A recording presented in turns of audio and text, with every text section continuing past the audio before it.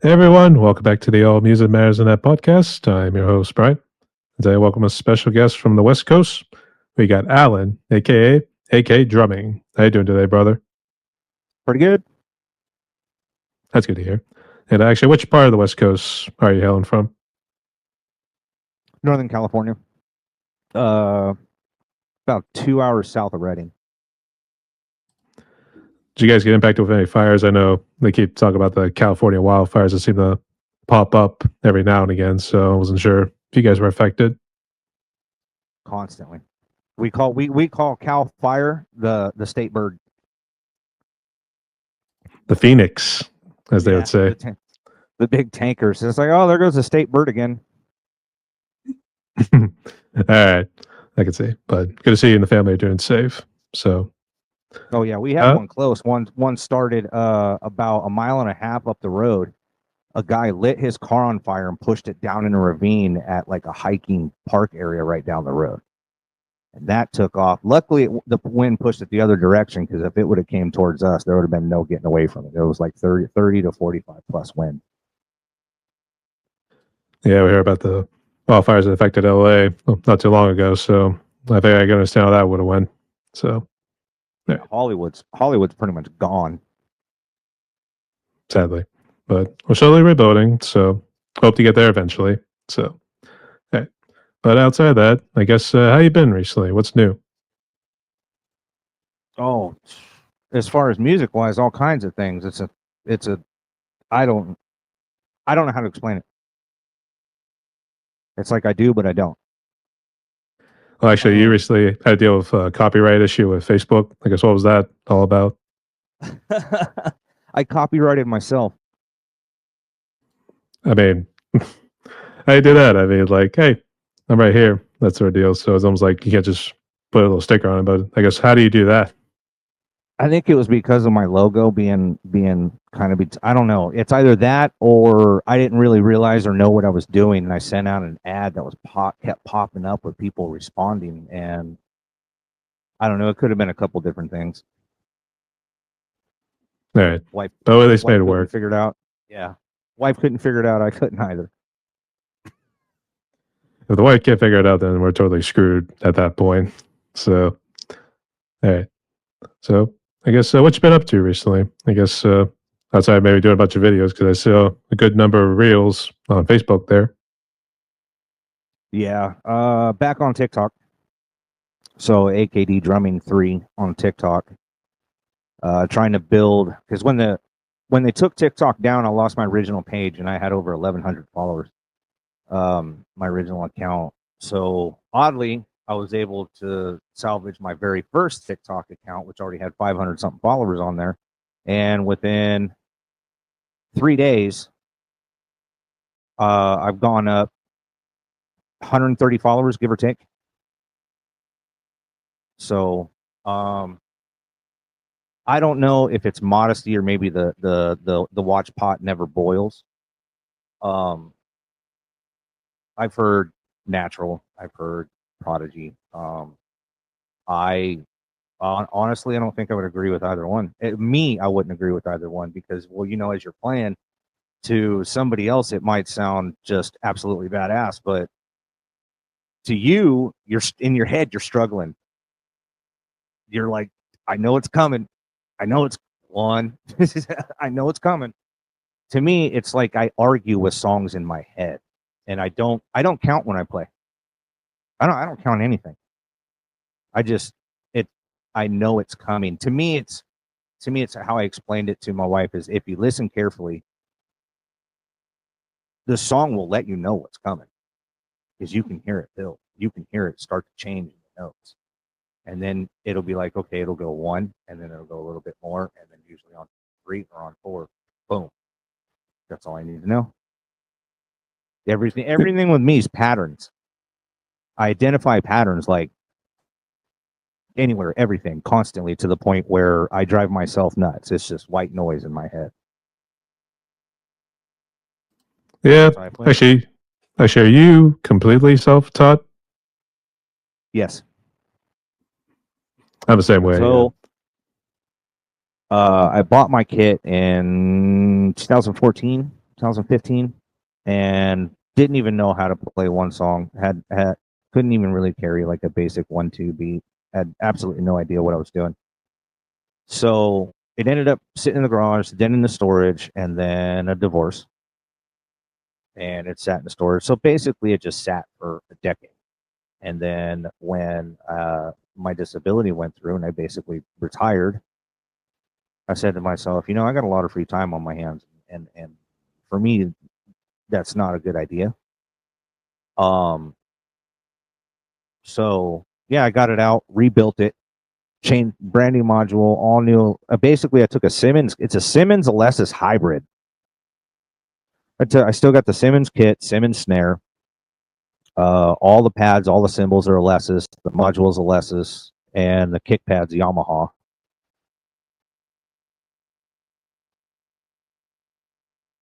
DW3000 double bass pedal, and that's pretty much it. I bought that pedal when I bought the kit. I think the diehards would say Elise's probably is the brand name for the drums. So yeah, they have that. They're I don't remember. It's the Strata, I think, that they put out. I want that kit so bad. yeah, I guess it would be cool. My chair, it's gonna. Don't fall down, whatever you do. So No, my wife adjusted my chair because she does her schoolwork out here on my desk. Oh, come on, buddy. All right. I guess while you're adjusting the chair, just going to welcome you to our podcast here, Alan. And the way it's going to work is just want to ask you some questions. I get to know you more both as the musician and as the individual as well here, too. So, you ready? Yeah. All right. So, I think you did kind of tell some of the backstory here, but I guess more so, did you try any instruments when you were young? And I guess what made you want to be a musician? I guess what made me really want to start out being a musician is about as basic of a story as it gets. I tried guitar. I have 2 guitars here and an Orange Crush 20 amp. It's like I don't know how it's a Rubik's Cube I can't figure out because I can't. I don't compute guitar. I see it, I know it, but the way my hands aren't as bad as I shake sometimes, I just I can't do it. So holding the sticks is a little bit different because, well, you know, as a drummer, kind of the loose and more relaxed you hold it, the better you can manipulate it. So guitar, not so much. Hands don't work, you don't play. Drums, I'll tape the sticks to my hands if I have to. So how I got started out wanting to be a musician. So I was about 14 years old, 8th grade. I'd always been into music ever since a small kid. My first tape cassette was an LL Cool J tape, LL Cool J on Bad. And that song is like aggressive as it was, and the way it kicked in, it just, you get goosebumps when you hear a song sometimes. It's like, oh, that's the one right there. So that had an effect on me because somebody gave me the Megadeth Countdown to Extinction album on tape, and I heard Symphony of Destruction for the first time, and it was, oh baby, where have you been all my life? That's the ticket right there. And then the same person that gave me that, a friend of mine, his sister was dating a guy that had a band and a full studio built into his 3-car garage. So one night he calls me up and says, "Hey, my sister's going over her boyfriend's house. Their band's jamming. You want to come?" Yes, I do. He's like, "Yeah, dude, they play ACDC, all kinds of stuff." And I was really getting big. I was really big in ACDC, Pink Floyd, Ozzy, the older stuff. At the time, when I walked in there and I took a look at this guy's drum set, it was a Tama rack mount 8 or 9 piece. All Zeldin cymbals. It was the most shiny, beautiful, sexiest thing I'd ever seen in my life. And then when he started to play, I noticed the effect it had on me. It just instantaneous. I want to do that. I want to be that guy right there. That's the guy that gets the chicks, you know, right there. That dude. I want to be him. But living on a fixed income growing up, my mom was on SSI, so, and it was just me, my brother, and her living in a little 2-bedroom apartment, so couldn't afford any instruments, couldn't play. E-kits back then were outrageous because they were basically just really starting to hit the scene. Yaha mainly one of them, Roland. I'd have to finance a Roland, their basic kit. So anyway, so that got me instantly hooked, and then he went from that and got into another band where now we're talking Slayer style, thrash metal style, and it was the first time I heard Raining Blood was them playing it. And the guitarists are phenomenal. The bass guitarist and vocalist was phenomenal, but they were missing that one other guy. And I said, I got the guy. A friend of mine that I was living with in high school, he was like 17 at the time, self-taught guitarist. By 16, he could shred Joe Satriani like just not even breaking a sweat. He could switch between playing Joe Satriani and Stevie Ray Vaughan, and then back again. He's the type that could walk into like a grocery store, pick up a Guitar World magazine, go to the tabs, look at the song, flip the page, set it back down, and go, I got it. Go home 2 hours later, off the top of his head. So, fast forward a little bit, he was dabbling, trying to put a band together, and the guy who had a drum kit over his house, which was a Pearl 9-piece, and kind of a rickety thing, but for me, it was magical. It was like, this is mine. Stay away. It's my area, my cage. And he said, well, we got a battle of the bands booked for the fairgrounds in about 3 months. Do you think you can learn these songs? Absolutely not. Absolutely not. No, I couldn't even tell time. So yeah, and then it finally got to a point where, as the rest is history, so to speak, as far as that goes. I finally got the means, the resources, the time, and the opportunity, and then just simply made the decision: it's not going to beat me. I'm going to learn it. I'm going to learn it because I love it. I can't hear a song without picking apart the drums in my head. It's actually kind of annoying sometimes. Like, I just want to enjoy the song. I don't want patterns going through my head as I'm hearing it. Just let me enjoy the song. So that's pretty much a story about getting into music. And then, well, no, it's not. Then the concerts came along, and it was all a group thing. We were all a bunch of hardcore Slayer fans, metalheads. It's just a group of us, and we were the only ones in town that were like that.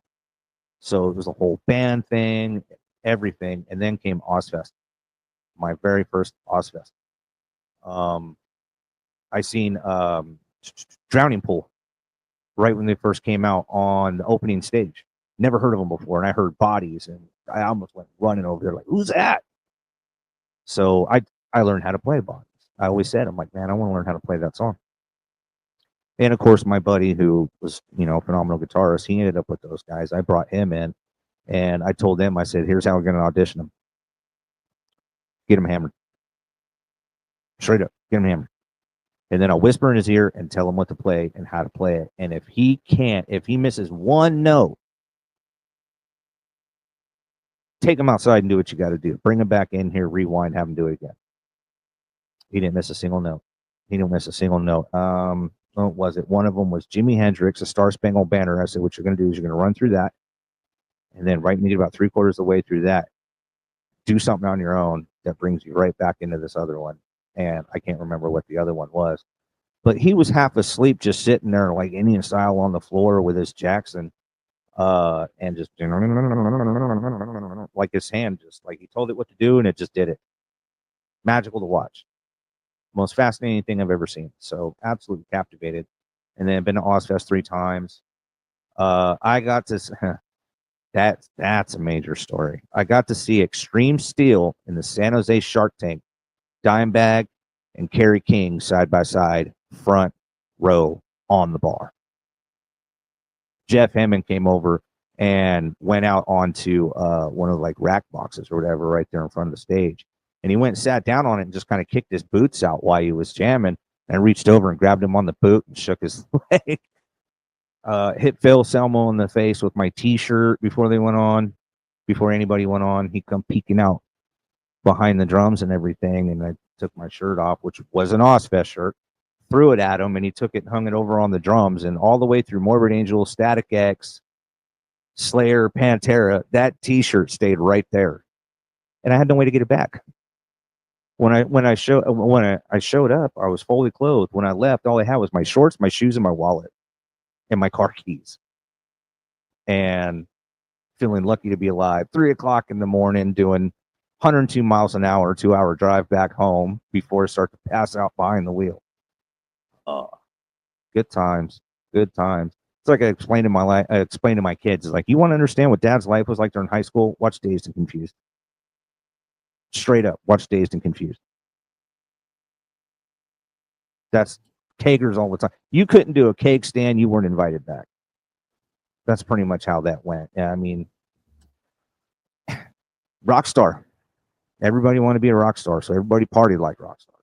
So, except for the hard stuff, that's what ended up doing him in, was the guitarist started getting into doing hard stuff, doing dope, and equipment goes back and forth. Somebody steals from somebody else, goes and jacks their amp head back, or that kind of drama that goes on between bands, and just rip them apart. And that was it. That's been the story on them ever since. I don't even know where they're at now.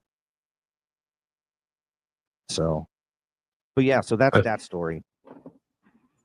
Yeah, I was saying it's a lot to take in there too, but that's pretty nice. Came with Ozfest right there too. Actually, they didn't have the phones then. I was gonna say, if you got some video footage right there, that'd be awesome just to put up on YouTube there. Somewhere around here, I did have disposable cameras. We got disposable cameras in there. Somewhere around here, I got a picture of me standing with Chevelle. I got a picture of me standing with the singer of Neurotica. He was in the pit while Rob Zombie was on. And then Rob Zombie suddenly comes down into the crowd, and I'm standing with my brother and a singer from Neurotica, who I didn't find out until maybe 2 minutes later, if that. Yeah, it probably went faster than that. All of a sudden, out of nowhere, I get bull rushed almost to the ground, and I look over, my brother's just dart over towards the stage. I get over there thinking he's getting into a fight or something, what's going on. So I get over there to help my brother out. He's got Rob Zombie by the dreadlocks and his head banging with him in the crowd. Never mind, you're good. I'll leave you to it, brother. I don't know about pulling the dreadlocks. So yeah, or long hair. Yeah. Rob Zombie's dreads. Met Phil and Selmo and the guys from Down.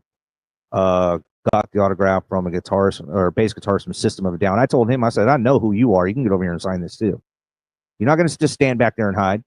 And then I thought my brother was going to get us kicked out because he's such a huge Phil and Selmo fan.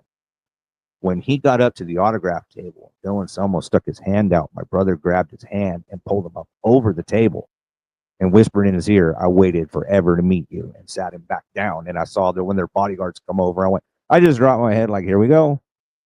We're going to fight our way out of here. Oh, wait, I'm innocent. So, yeah. Yeah. Like, well, hey, it's a rock show. Let's do it. It's a gravel pit out here. So, yeah, they were on second stage that year. That was where I seen Mudvayne for the first time. Hatebreed for the first time. Yeah, I went to Ozfest 2000, 2001, and 2002. Black Sabbath and Ozzy solo. Disturbed a few times. Actually met David Drumming. The last year we went ended horribly. Ozzy, for whatever reason, couldn't perform. What they said was basically something was going on with Sharon. He needed to go take off back to the hotel room. He couldn't come on. So Korn was supposed to take that spot. And Korn came out, played like 5 songs, and walked off. I was pissed, right? We paid for pit pass every year, pit pass. We wait till 12:01 midnight, have everything all ready to go on the computer, just hit boom, run credit card. Or we drive down to what was it? Not a Guitar Center, but it was like a Blockbuster or something, and we get our tickets there because there'd be a line of people waiting to buy them as soon as they go on sale. Let me see what else. Yeah, there's some wild story. Oh yeah, the David Drummond thing. So there are stairs coming down each side of the pit. This is at Marysville Amphitheater. And so I told my brother, I'm like, Ozzy's not coming on. This year's kind of bunk.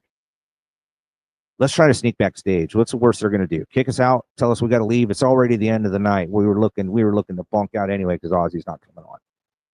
So I said, here's what we're going to do. Right on the one side, they have this big door leading backstage. It's like one of those big brewery doors, big wooden brewery doors, old school brewery doors or winery doors. I said, when that comes open, I'm going to grab it. You book in there, and I'm going to book in behind you, and we're going to see how far we could get before they kick us out. So as soon as the door come opening up, I looked over at him like, all right, let's get ready. And I went to grab the door, and out came walking this big security guard, and then right behind him was AKDrumming. Oh, wait a minute. I know you. Hey, man, what's going on? You know, surprisingly, when you stand next to that guy, I don't, not to disrespect AKDrumming, but he's like 5'5". I was surprised. He's kind of a short dude. I kind of looked Not very tall, yeah. Like, wait a minute, you look huge on stage, man. What's going on here? Optical illusions. Stop it. That's from my head. But yeah, so that was cool. Yeah, I met a lot. Met Zach Wild.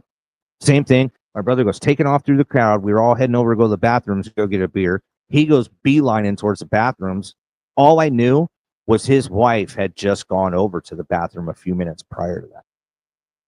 And out of nowhere, my brother goes taking off running. I take off running behind him. I get through the little bit of a crowd that formed, and it's Zach Wild. They open up the big side wall right there, going back and forth between stage, and he come walking out with, I think, at least one of his kids or a couple of his kids. He had somebody with him, and that man was huge. To me, it was like shaking hands with Triple H. He was a big dude. That's the main thing I remember about meeting Zach Wild was how small my hand was inside his.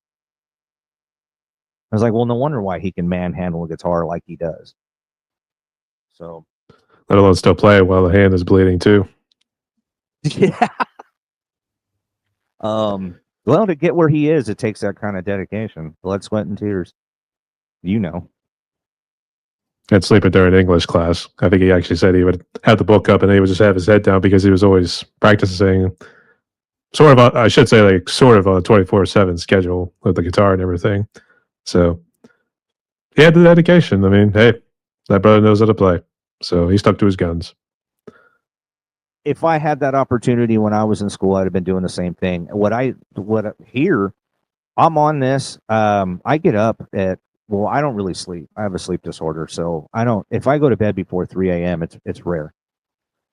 And all I can do is count the clock. I'm sitting there and listen because I have a half bath, and unfortunately, I'm a smoker, so I sneak in there to go because it's got a fan. I go sneak in there and have a cigarette and little neon, little LED night light. So I sit in there with my phone, chilling on TikTok, watching videos, doing my thing, and get an idea of what songs I want to play the next day or what I want to try.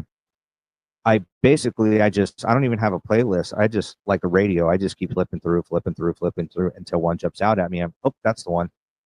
But then I gotta wait because 10 to 10 I'm in a little 2-bedroom apartment. Believe it or not, this behind me. I don't know how well you could see it. Well, you've seen my videos. It's all my little tiny dining room in a 2-bedroom apartment. I didn't know it had the dining room component, so that was kind of surprised. Yeah. I said I can make this work, and my wife's just like, "Oh no. I'm not allowed in Guitar Center anymore. I spend too much." She says I'm high maintenance.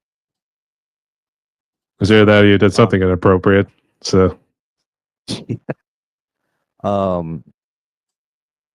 I got this Rodecaster, it was a godsend. A friend of mine on TikTok suggested that because I was using an iRig, and it didn't quite work for what I need because I couldn't run the drums and the mic.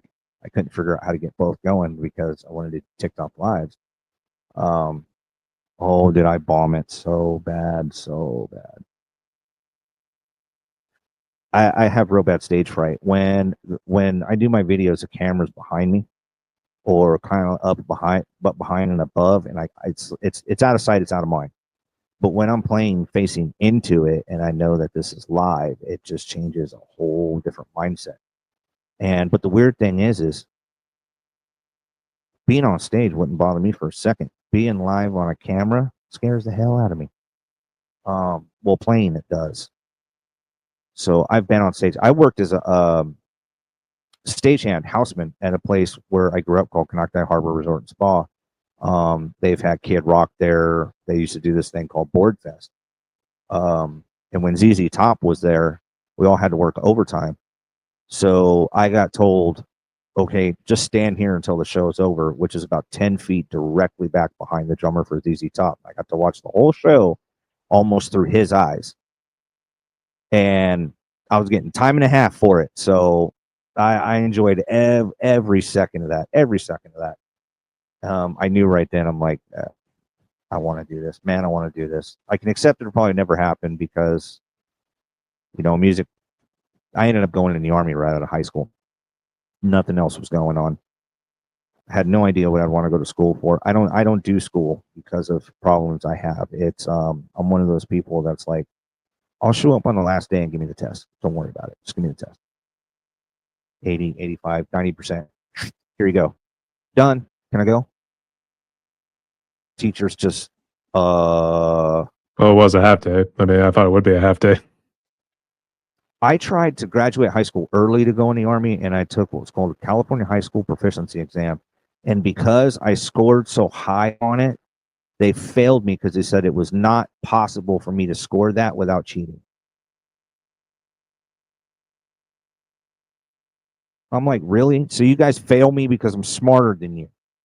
Okay. I studied for like 4 or 5 months on that freaking book. That is not cool. So I was like, no, I'll just do my time. Screw it. Phew. Memories, good times. I tend to get off track a lot. No, it's all good. So, and I know you didn't want to talk too much about the Army there. So, all right. But thanks again for your service there, too. How long did you serve? And I guess what was your rank after you retired? 6 years, E6 staff sergeant. Thank you, soldier. Thank you. My unit was 13 COSCOM, Fort Hood, Texas.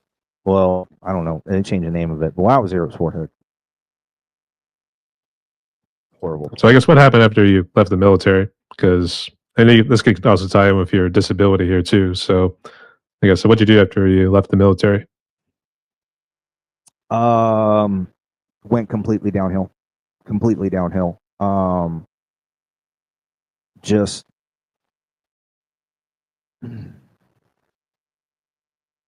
I took off. I dove full on headfirst into the rabbit hole. Drugs, alcohol. Pinned myself in a room one night and just had it all on a little coffee table in front of me. I was like, this is where I'm gonna sit until I either run out or I drop and I don't get up. But that's what I'm doing. Made the decision right then and there. Didn't happen. My brother ended up snatching me up. Went to go stay with him. Got a job working casino. And then it was boom, boom, boom. Met my wife, first kid, second kid. And then on and on and on like that. Right when my ex-wife and I first got together, or right before we first got together, I actually bought a acoustic kit.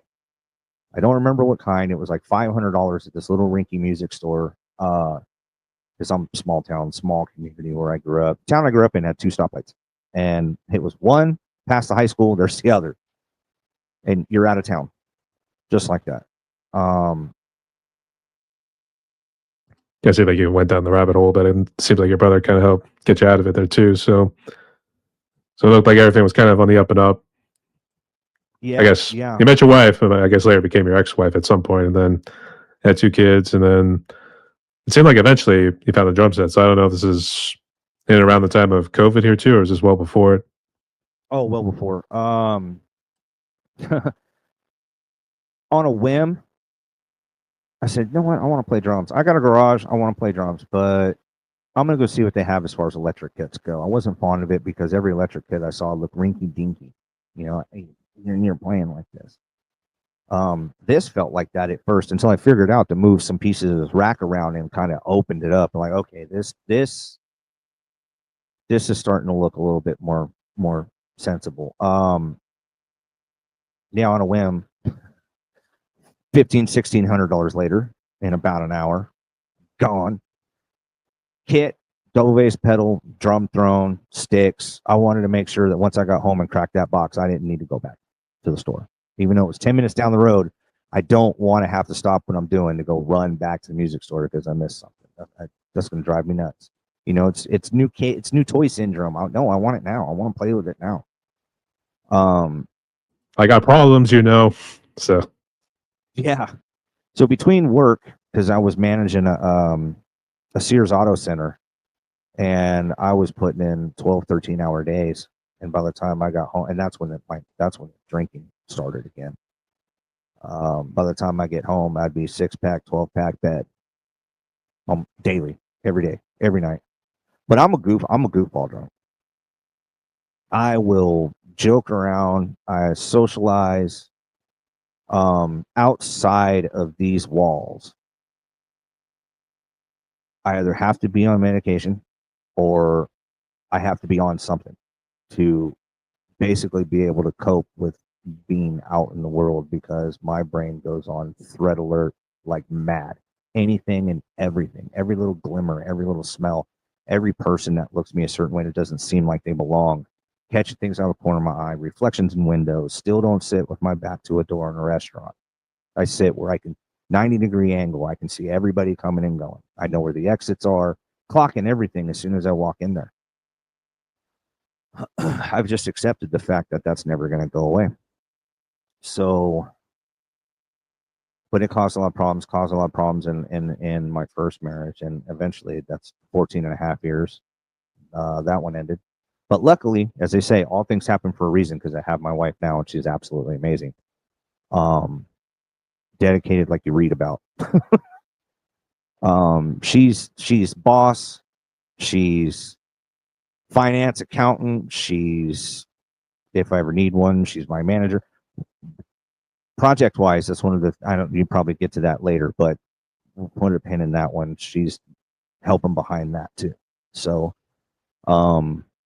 she just, like, she tells me once I have a child gate here to keep the dogs out of my little area. It's like, once I cross the gate, that's my world. On the other side of that, that's her world.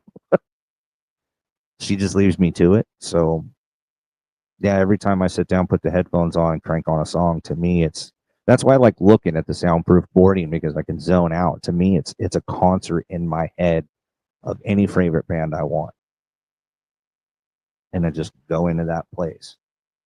And then I'm done. I'm pouring sweat, and I look at the camera and say, "Tell me I got that." So many times I finally got a song down, and I'm like, "Oh, that was so awesome. I hope I got that." And I either forgot to plug it in or I forgot to hit record. And I've already done like 12 takes on it over and over and over again. Here comes the cussing and all that stuff. Yeah. Yeah. I never would have thought starting out this, that one of the hardest things wasn't going to be learning to play. It was going to be camera position. That's the most frustrating thing for me, is figuring out the best angle to put that camera, because I don't really have a whole lot of area to work with. But I took a media class in high school, so it's like whatever I'll use. I do everything on my phone. Everything on my phone. I only use my laptop for YouTube and Spotify. That's it. It's the only thing it ever gets used for. Chromebook. I was going to ask. I was going to ask, are you part of any music projects, or are you just strictly doing the little cover deal with TikTok and YouTube and other social media apps? Just TikTok. YouTube always copyrights me every time I try to post, so I ain't quite figured them out yet. So I kind of said, YouTube. Project wise, oh, I would love to. I've always wanted to be the drummer in a band. I love the creative process. I love the writing process.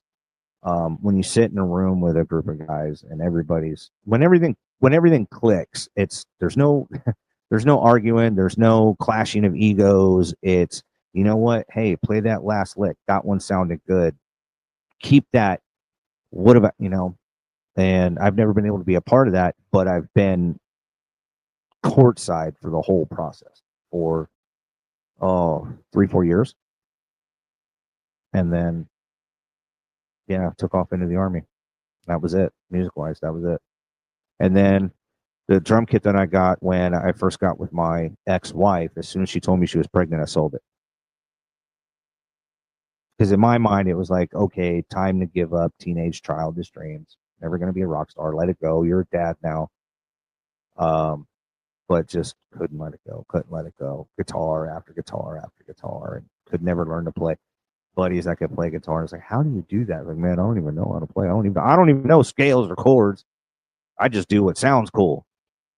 Okay, show me how to do that. It completely didn't. I'm like, no, you have to at least know something. You have to be going off of something. But I can never figure it out. But drums always seem to come natural. Always, even when I was a kid, always kind of stomping my leg. Even like as I'm sitting here, my right, it's going because of an anxiety thing. So what I do to cope with that is I get in a rhythm with it, and I'm like, okay, that's not anxiety. I'm training my right kick. That's all that is, which has gotten a lot faster, and I have no idea why. I'm kind of the same way. So yeah. I have no idea how I can play. I don't. I have no understanding of it other than patterns. To me, there's a pattern to every song, and I call it the gate key. So once you figure out like that one thing, and you notice it kind of just keeps coming around and repeating itself the whole song. So then all you got to so you learn that. That basically gives you the whole. That opens up the gate for the whole song. Then all you got to do is learn the little ins and outs, the breakdowns, the ending of the song. Intro is what I always have the most struggle with. So I always start there. I break things down into boxes in a system of threes. I break songs down that way in my head. I don't know how to keep a count and rhythm. It's all feel. It's like I know a fill's coming because that's where I would put it if I wrote this song. That's where I put it, or that's close to how I would do it. Yeah. Other than that, I don't know. I get up or I get on. I fire up the kit around 10 o'clock in the morning, and I don't really get off of it until about 9:30 at night. I would say music like strictly like your only job, or you're like, I don't know if you're doing like a different job these days. No, I'm full disabled, retired. I have nothing but time 24/7.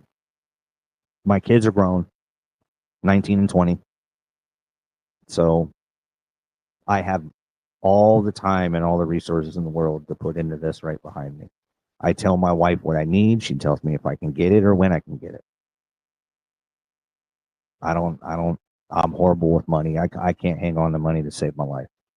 So I put everything in her. When I get my check, 85% of it goes straight to her account right off the top. She tells me what I got left to work with. I'm like, okay. Well, Good woman. So now it's like I have to find something new because, I got a budget. She have budget forecast and everything, so yeah. Speaking of which, I'm getting due for a new kick pad. It's not quite registering the left beater ball that much or as loud.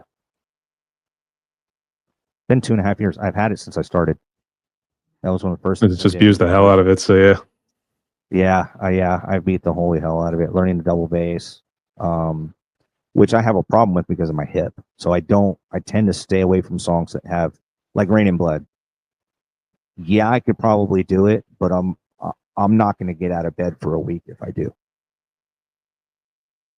The power of Dave Lombardo was too much, so yeah. Yeah, I heard somewhere that Guinness Book of World Records labeled him at one time fastest drummer alive. That changed after 1989, so yeah. Yeah, if you think back there. So yeah, even right here by my kit. Right next to my kit. My cane. Oh, okay. So yeah, because by the time I get done, once I sit down. Oh, by the way, all the videos on my TikTok and on my Facebook, every video I put up is first time playing it. That's when I kind of keep to myself like a little mystery in there. Every single one is a first time playthrough. I learned it right there. And the longest it's taken me to learn a song was about 3 hours, 3 hours straight, nonstop. Start again. I will go until I will fall over and drop off this jump stool. My wife has to tell me because it's like it's that soldier mentality coming out. I'm gonna keep going until I drop, but I'm not gonna quit. It's not gonna conquer me. I'm gonna get this song, till that song. I know you got that fill coming up, and I know it's sneaky. I got you this time. I got your timing now.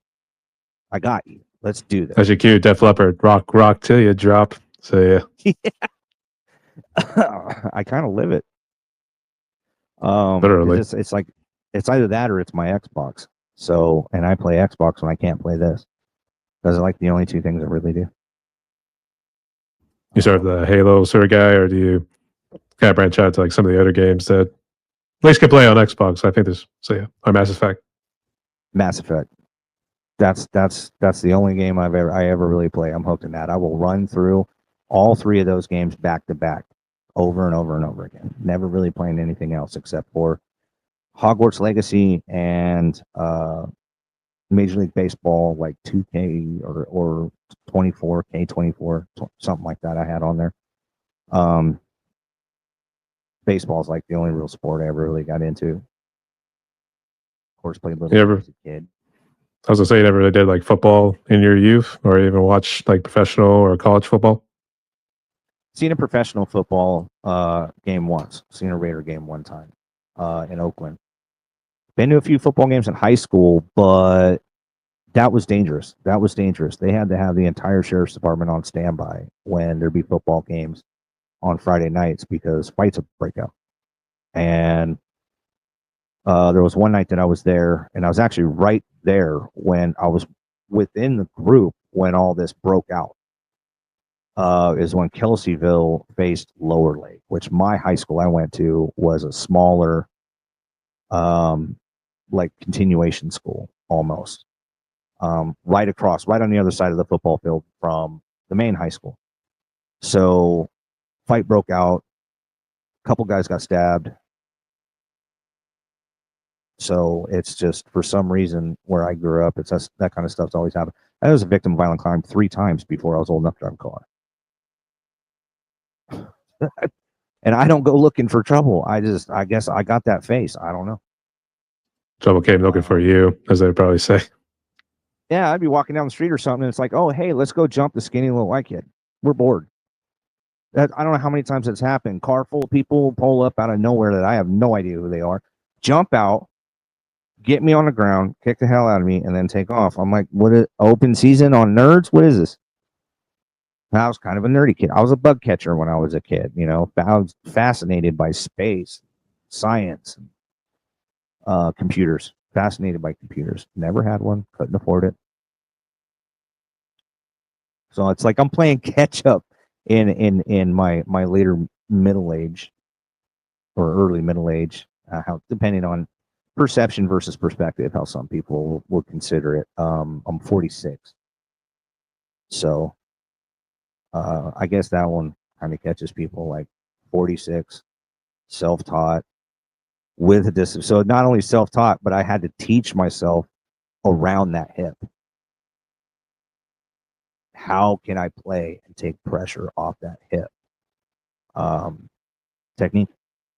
Simple answer for anybody that technique. I'm sure you'd probably say the same thing. The better you can get your technique down, the easier it gets. The faster you can get. And then just cover songs.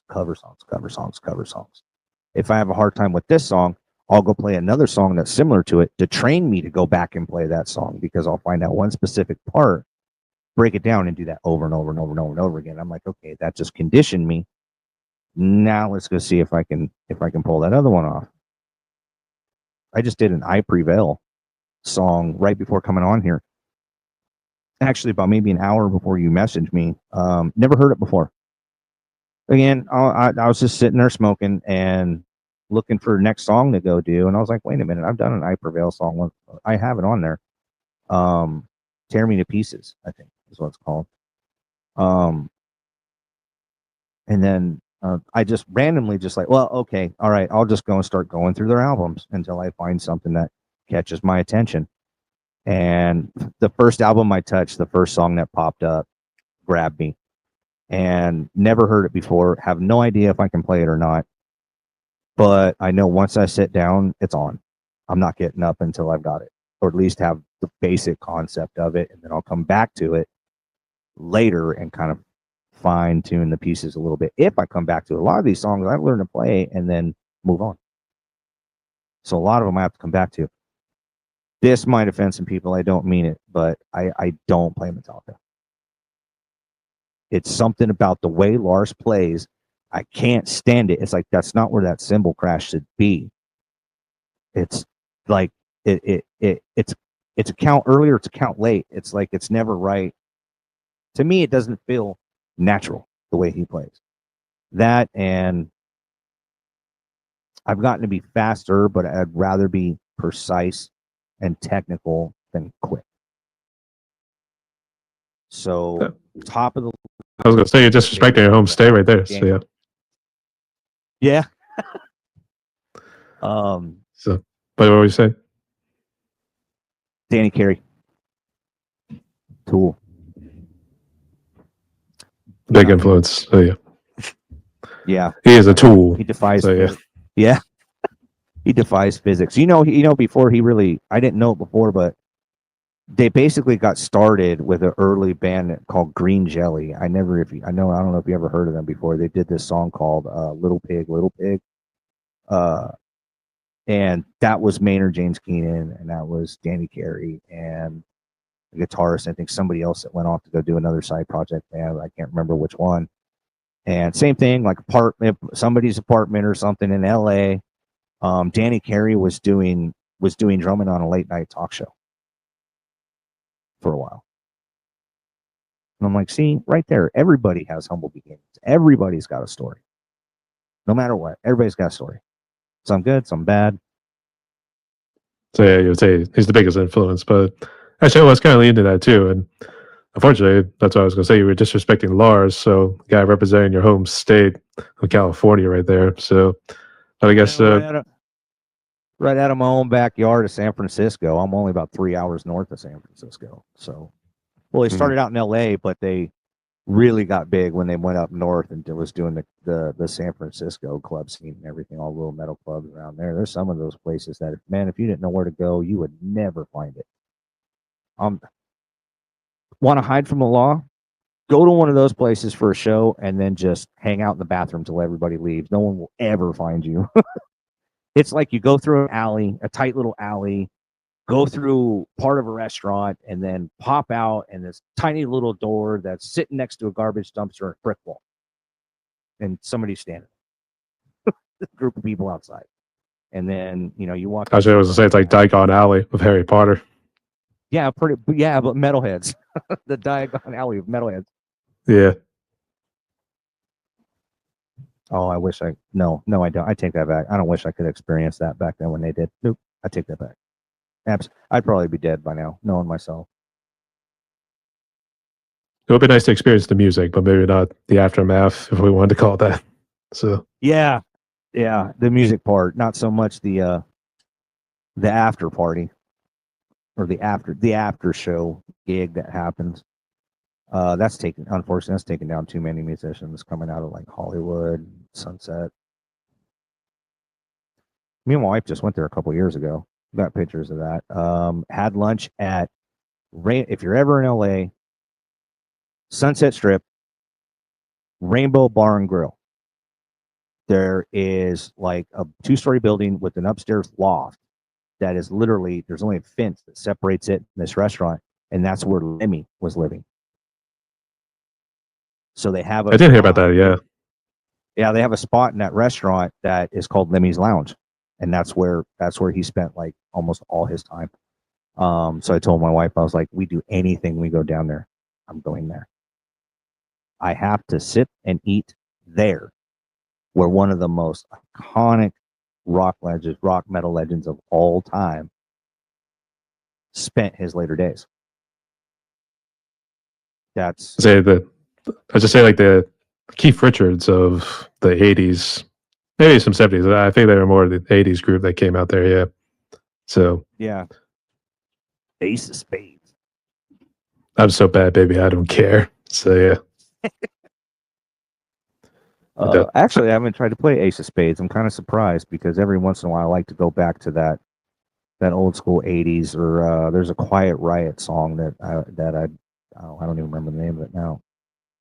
Oh, anyway, go back, and if you noticed, I do country too. I like to try to show what happens when you put a country or you put a rock drummer in the seat of a country band, and then see how much I can spice it up. A lot of the drum fills in those videos, if you listen to the original song, you will spot the difference so quick. Those are mine. I didn't know the fills. I didn't know the song. I just sat down and just, I don't know, had fun.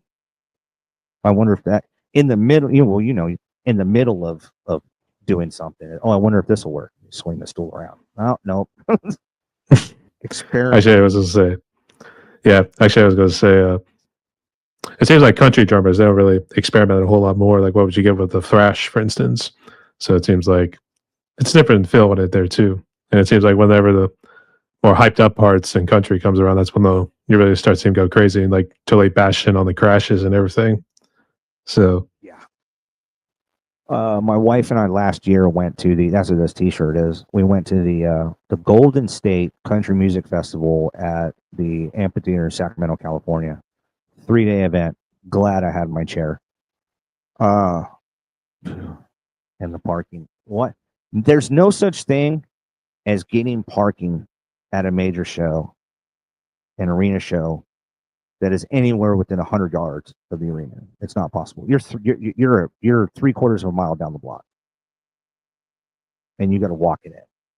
There's no shuttle. There's no nothing. For me, that might as well be trying to climb Mount Everest. So my wife would push me most of the way, and then I'd wheel myself. We took turns. So yeah, if I didn't have that though, I wouldn't have made it. They had a handicap platform where I could just wheel my chair up right there. I got a picture of it on my phone. I'm just sitting there chilling in my wheelchair, the Diet Coke in my hand, waiting for Luke Bryan to come on this handicap platform that overlooked the crowd. I was like, oh, that's it, man. That's the perfect seat in the house right there. Oh, as long as I got that wristband, I'm good. And then you're allowed a +1. So that got my wife able to sit right next to me, and we were able to sit down for the whole show. So, and she's never been to a show like that, with the pyrotechnics, and the light, the big stage. And, she's never been to a show like that. And I said, oh, well, you about to find out. I mean, it's not a metal show like what I'm used to, but they put on a show. That's the whole point. Just about anybody can sing a little bit or can learn to play an instrument, but do they know how to entertain? Can you capture and hold on to a crowd? As I told her, I was like, once you see this, you'll by the time it's over, you'll understand exactly what I'm talking about. And you will be entertained. The whole Yeah. quote of Gladiator. So yeah. And I've been there and done that, like I said, Ozfest and all this other thing. I've seen Creed live, Nickelback live. Funny story about Nickelback. My daughter, when she was 4 months old, jacked me out of that concert. 4 songs into their set, my babysitter called saying that she wouldn't stop crying. As soon as so we took off, and as soon as I got home, 2 minutes after I had her in my arms, she fell asleep. Right then and there, I looked down at her and said, oh, kid, you owe me a concert. I will hold you to that. When you turn 18, I will come collect. So they do this thing out here in California every October called Aftershock. 4 days of nonstop metal. Last year was one of the best lineups. Slayer, Pantera, Lamb of God, just all the big time metal acts were all there. And then this year's lineup is like, I've seen Papa Roach. Nothing against Papa Roach, and I've seen him. But I'd never seen him as a headlining act, so I can't really base that much of an opinion there. But opening act, you're kind of limited. You only got like maybe a 37-minute, 40-minute set list, if that. So, yeah, I learned everything by watching. I've been in the scene without being in the scene, and now I want to be in the driver's seat. Now I want that. At least once, I want to know what it feels like to be on that stage to a crowd going on. Yeah, that would be nice. Actually, how bad was the COVID for you and the family wise? I guess was it kind of another downward spiral again, or I guess were you okay? I had it twice. My kids had it 3 times. My wife's had it twice. None of us are vaccinated. We all kicked it in like 8 days. It was just a real bad head cold. The worst part of it for me was the fever. It was one of the worst fevers I've ever had. But standing in a steamy hot shower, shivering like a leaf, freezing cold. Yeah. Other than that, I mean, we didn't stay locked down when they locked down California. When they said California's locked down, we took off on a road trip clear up into the California Mendocino forest. Went tripping off on Fort Bragg and the coast out the ocean. So it's like, well, how do they know? We're in a car and we're driving. It's could you imagine the personnel they would need to like completely lock down a state, especially like California? Half of the people you're going to hire to do it would rather be home. First chance they get, they're drawing unemployment. They're gone. So yeah, all in all, it wasn't that bad except financially. We took a pretty serious financial hit. That took a few years to come back from. Other than that, no, we were good. We made it through it. Of course, I knew when it happened, California's going to overreact. Yes, a lot of people passed from it, and it's super, super tragic. So I have mixed opinions on COVID. Do I think that some places were encouraged to adjust their numbers on COVID deaths? Who's really going to know? But I would say safe assumption because the way the medical, been in and out of the medical since I was a kid, age 7, age 9, hernia. So I've been in and out of doctor's offices pretty much my whole life for one thing or another. So I get it. Plus,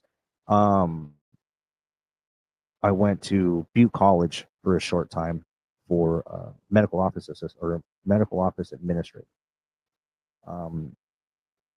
That opens some mind. The medical industry and the mental health system is so screwy. The VA, I won't even touch the VA. I won't even walk into a VA.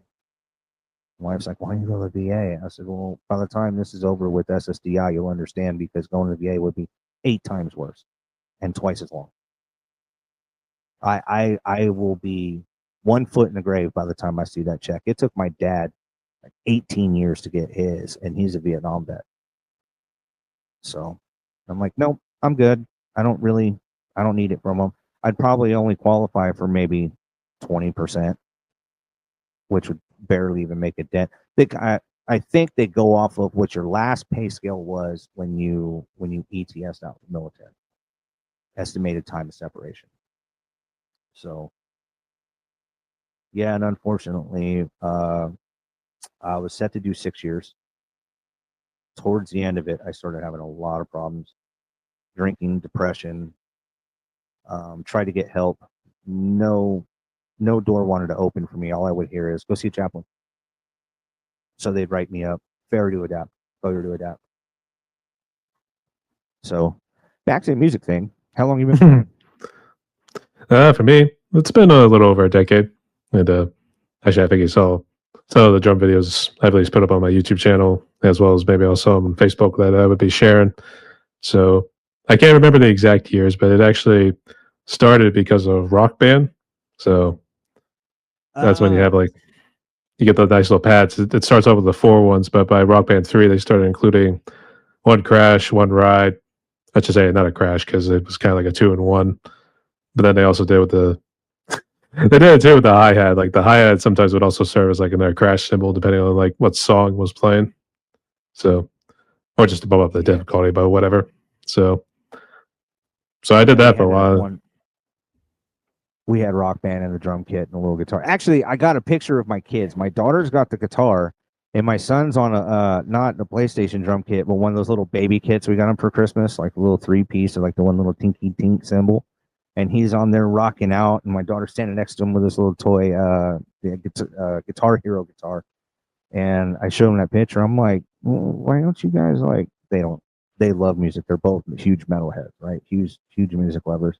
But neither one has an interest in playing. They're like, nah, Dad, that's your gig. That's your thing. So they just support me. Okay, that's cool. Thank you. And my daughter's got no problem being very non-biased on her opinion.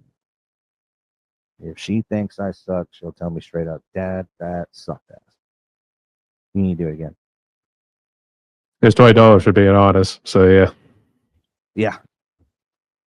My son, he's just kind of the type, go with the flow, really mellow, down to earth kid. When he was a baby, my brother would say that boy could watch paint dry. You just put him in his little car seat, give him a bottle, you can leave him there for 8 hours. He won't move. He'll just been like that ever since. Still like that to this day. I was gonna say, did you ever quote the King of the Hill would be like, that boy ain't right, or something like that? Yeah, that boy ain't right. Damn it, Bobby. Actually, I always thought it was like more of a deadpan sort of style, be like, that boy ain't right. So yeah. Or just whatever, he was like holding a beer or something, something like that. Yeah. 10 years. I figured I for some that's what stuck in my mind too. I was like, I'm gonna ask him how long. I bet it's been about 10 years. It seems to be the number. Most drummers I ask is usually always like right around 10 years. I'm like, okay, what does that mean? What's the significance around year 10? Is something cool gonna happen, or am I gonna crescendo out and I'm gonna plateau out and that's gonna be the end of it, or what's gonna happen? Why does everything seem to be around a 10-year mark? Kind of like what in music and rock and roll, the curse of age 27 was Kurt Cobain, Jimi Hendrix. A lot of them died at age 27. So yeah, that's one thing we used to talk about in high school. Is like, oh man, dude, we got to make it before like age 25 because there's a curse at age 27. It'll get you. I don't know about that, but I don't know if they actually gave it a little terminology, but at the same time you could see why. But at the same time, those people were doing drugs, So I mean, yeah, it's again, perspective versus perception. It's like, okay, but they weren't exactly living a healthy lifestyle. Oh, in case whoever's streaming this is a Mountain Dew, zero sugar. I don't drink. no, you're good. It's not live, so yeah, caffeine and nicotine are my only vices. I wake up in the morning, I crack an energy drink and have a cigarette or two and take a minute to get up. And once I'm on the kit, I'm locked in. I don't move until I'm done. I'm going to get this. It's going to be beautiful. It's going to be a fantastic video, fantastic take, fun playing that. And then there's other ones that made me want to find out if I can actually put a drumstick through my wall. Let's try. I hear a piece of straw in a tornado can go through a telephone pole. Let's see if I can get pissed off and stick a drumstick in the wall. Is there that or a little too much banging on this the crashes there, bud? So yeah, that too. I'm so surprised that they've hung up. My crash that's over here, my right side crash, is the padding starting to come up a little bit, the little rubber stuff. So that's okay. I got 2 more expansion kits in the closet just waiting. I'll just pull the plastic off a brand new one, swap it out because nothing lasts forever, especially with electronic kit. I wasn't sure about its durability, so I try to make sure I have spare parts on hand. I'm not the type that's like, if it's down, it's not going to stay that way for very long because instantly it's the want to do it just quadrupled because I can't. So now the want has increased because it's the forbidden fruit because it's broken. I can't touch it, so now I want it more. I need to fulfill my desire or something like that. Right. So, yeah, I can understand. But at the same time, I think it's like, I gotta get this thing fixed or get something new. But mine, actually, I know you talked about Roland earlier, but mine is a Roland kit. Just to probably answer that question if you wanted to ask that. But I used to roll with a Roland TD25K. Now I got the Roland VAD 706, which looks more like a traditional drum set from the looks of it. So I kind of wish it hit the wires a little better. I thought that's one of the perks when you got those sort of kits. It would hide the wires a little better, but it is what it is. So I'm not complaining. That seems to be the one thing I haven't quite figured out yet. Mine is a spider web all over the place. I've used zip ties. I've used little clips. I've moved my kit around so many times. It's like, it's, as long as it's hooked up and it's working, nobody really sees it anyway. So Both the bubble gum and glue. So yeah. yeah, and it's like, hey, I just rocked that song out, and you're paying attention to the ugly chords on my kit. Then you don't need to be listening to music. Get out of here.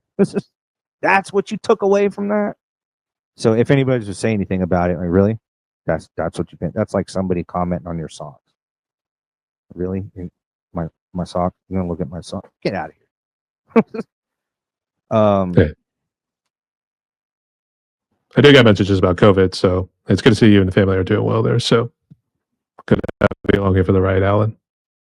Yeah, good to be. This is. It's like I can feel a whole new chapter starting to open, and it's that excitement that of the unknown that you get when you're a kid. And I haven't had that in years, decades. I never really had it that much when I was a kid. So, then again, you were dealing with extreme violence around you, so yeah. Yeah.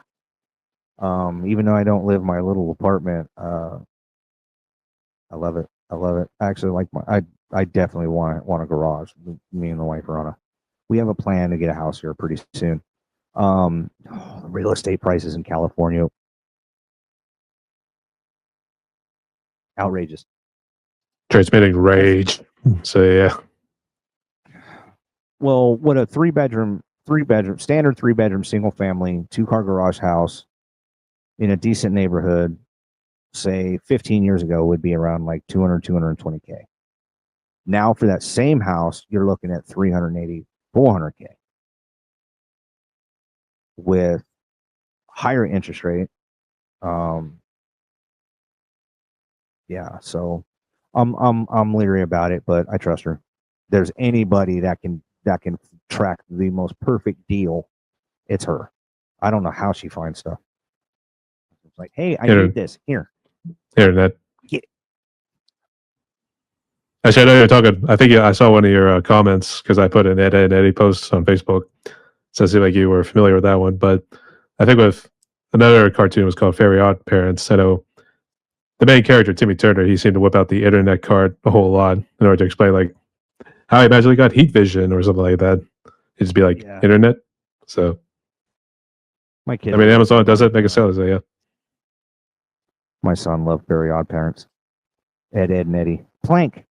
I'm gonna find out if I can actually order Plank and stick it up here somewhere. The little board that I used to run around with, that little face drawn on it. Plank. I don't know, little mementos from movies and different stuff like that. I'm big on kind of collecting. Like somebody got me a tiny little metal drum kit that like somebody made in their garage. And I was dabbling around with still animation videos. So I got this little soldier dude that looks exactly like me. Camouflage pants, black t-shirt, black hat backwards, sitting behind a little metal drum kit. And he sits right up there, right off to the side. And then can you see Todd back there? The guy wearing the Marshall shirt? Yeah. Yeah, I can see I call him Todd. That's my drum coach. Because I just imagine that he's sitting there just talking smack the whole time I'm playing. Like, man, you can't play. Man, you can't do that. What are you doing? You suck. Various. So I'll get like, instead of I take my anger out on him, I'll look up and be like, "Shut up, Todd." That's what I named him, Todd. He keeps me on track. It's good motivation. So yeah, very good conversationalist. He's a really good listener. I like to be brutalized. It helps my spirit. So yeah. I can see why. Actually, you mentioned a Mountain Dew earlier. Would you say that's your favorite non-alcoholic drink? I don't know if you drink any alcohol too. So do you have a favorite alcoholic drink as well? No. Back when I did drink, because I was an alcoholic for several years, was Sierra Nevada Pale Ale. That was my poison of choice. Sierra, I don't know if you've heard of it. Sierra Nevada Brewery was founded right here out of where I live. Their main base of operations is like 10 minutes down the road from me. And at the time, I lived a 5-minute walk from the brewery, from Sierra Nevada Brewery. That was like a 5-minute walk one way. I was at the brewery, and a 5-minute walk the other way. I was at the corner store. So yeah, and then for some, I don't know. I don't even remember how it happened. Somebody handed me one barbecuing one day, and I don't know, something about it. It was just like, whoa, and then I couldn't get enough of it, and that's how it happened. He was a regular afterwards, so yeah. Yep. Yeah. When the cashier at the little local corner store gets to know you by name, that's not necessarily a good thing. Oh, welcome back. No, you shouldn't be saying that to me. I'm here too much. Unfortunately. So I guess is there any drinks like your go-to? I guess more so these days. I don't know. You said it's zero sugar, but I think it sounds like you drink Monster as well. Bangs. Thanks. Occasional zero sugar Monster, but it's like the Monsters are good to get me energized and get me wound up, where a Bang has certain vitamins and nutrients in it that get your brain going, that get your brain stimulated. And the more you're going, the more it kicks in. Before I get on that kit, I drink a Bang. And I give it a minute, give myself like 5 to, like I said, have a cigarette or two, check my TikTok, my Facebook, do my morning routine at like 6 a.m. in the dark, plotting on what songs I'm going to attack. That's the way it is to me. It's like it's like being in a fighter jet. This is my cockpit right here, right? All my controls are laid out in front of me, and the song is the target. I'm gonna get you one way or another. So yeah. I actually did a Highway to Danger Zone, and then I took it down because I'm like, nah, I can do it better.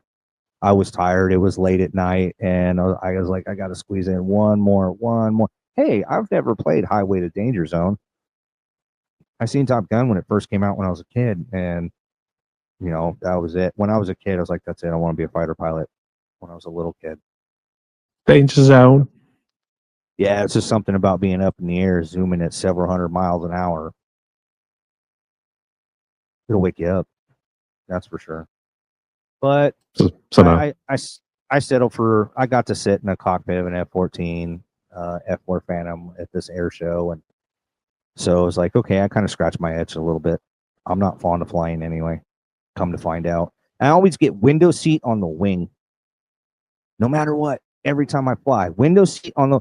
You ever sit window seat on the wing on a plane and see that thing out there flapping around in the wind, moving? Sometimes, but I would say mine. I fly Delta most of the time. I don't know which one you fly, but I think Delta's always pretty sturdy. But it's only when you hit the turbulence, maybe you'll start seeing it flap a little bit. Then it's like, okay, please, for the love of God, just give me that destination. That's all we're saying. Yeah, I look out the window, look at that, and I'm looking down at my watch, like, okay, this flight's supposed to take this long. We got about 37 minutes left in the air. 1,000, 2, start counting down the minutes. Start counting sheep. See how that does. So, all right. Yeah. Actually, still sticking with COVID a little bit here too. In around Northern California, where you're at, I guess, how's the music scene been? Because I know you talked about a bunch of the concerts earlier and a bunch of the funny stories with Zach Wilde, David Draymond, and all that stuff. They still doing the Aftershock and all the other tours, or is it kind of like toned down a little bit, maybe being like cautious? Oh yeah, for California locked everything down. My son had just started playing Little League, and they had one game and then cut the season, and he was never able to go back. And he was getting pretty good. He had a good swing. I was kind of surprised. I was expecting my son, because he's a little shorter than me. I was like, he's got a pop on the bat. I was shocked. There goes the MLB career. So yeah. Yeah, better than I was. And then by the time it come back around, it was like he's already past the age requirement, and he's in high school now, and totally lost interest in sports. My daughter played basketball when she was in 8th grade, and she learned real quick the politics of kids sports that a lot of people don't talk about. And if anybody's been on the downside of that economic scale, the best teams got the kids or the parents with the most money. The pillar of the community types. Most of them suck, but they're all on the same team. They're all a group of friends on and off the field, in school, and I got beat up daily by all of them. So, yeah, and then the main antagonist of the group, his dad was a coach, um, and he was those always running over trying to cuss out the Empire. It's like, man, these kids are 8. What are you doing? He was one of those kind of guys, took it way too serious. Like Breakfast Club. Tolerate losers in this family. He was that kind of guy. Couldn't stand him. So you do a lot worse than what you see in the Deep South in terms of sports. So yeah, well, I'll tell you what. Don't be in Texas and think you're going to badmouth football. oh, I know, just to sit there and watch, but at least get the horns ready. So I mean, I get by with this alone. So at least in Austin. Oh yeah, yeah. I've been to, I can't remember if it's called First Street or 4th Street in Austin, Texas, where basically, like in the summertime on Friday or Saturday nights, they will block down that entire street on both ends, and it's just bars, tattoo parlors, clubs, street vendors, all kinds of stuff. And that was my first experience. No, that was my second experience of Texas. My first experience wasn't my first time seeing what a strip club looked like. Because like right around post, that's all you really have to do is drink, go strip club, hang out at strip clubs. And I had to sit there in this glowing white T-shirt under all the black lights with a big M on the front that stood for minor. And it's like, man, I am what. I look like the help. How am I going to get a phone number in here when I got to wear this big old M for minor on the front? Because if I'm a minor, stop. So yeah, if you're under 21, you got to wear that shirt. So that way, like in the dark, everybody knows that, you can't sell you alcohol. So yeah, second experience in Texas was going to Austin and then going to the Capitol building in Austin. San Antonio, been to San Antonio a couple times. Went to the Riverwalk down there for 30 days of training with medics, because Fort Sam Houston and Austin or San Antonio, Texas is the main school for U.S. Army medics. So we get to go play little war games with them and just mess up those little medics. I mean, bad nighttime convoy ambush. I got in so much trouble because I played so dirty. I mean, so dirty. I got in trouble because I took a training grenade and snuck up on a dude that I didn't really like, but we were cool. We were friends. But he was one of those big time pranksters that everybody liked, but everybody annoyed. Everybody kind of got annoyed by it. Can't turn your back on him. So I snuck up, crawled underneath this bush, and took this training grenade and managed to tie it between his boot laces without him knowing. And when he took a step and that little primer cap went off, pow, everybody went diving down to the ground. He was screaming, thinking his leg was gone, not knowing what was happening. And I just stood up like in a panic, like, okay, I think I just crossed the line with this one. A little bit, yeah. I was not allowed to touch him or any ammunitions that period. I got Article 15, 30 days confined to quarters, 30 days extracted duty. It was fun. It was worth it. It was absolutely worth it to see. It was priceless to see the look on that guy's face. Priceless. Needless to say, that was the last prank I ever did. Yeah. So he stepped up. He talked twice as much smack to me, but he was 3 times as cool about it. From that point on, like, okay, he knew there was a line. If you're going to keep pulling pranks on you, I'm going to pull a prank on you, but I'm going to do it my way. Trust me, you can't think more devious than I do. Yeah, I got him good. I'll never. Okay, yeah, that's a fond memory of the military. That's a fond memory. That's another one.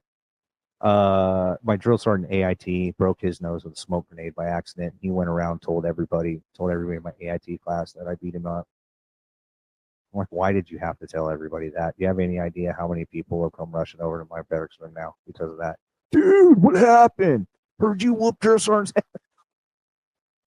I went to him like, drill sergeant, please, why did you got to tell everybody that? Do you have any idea what you just did to me? And he just shook his head. Uh-huh.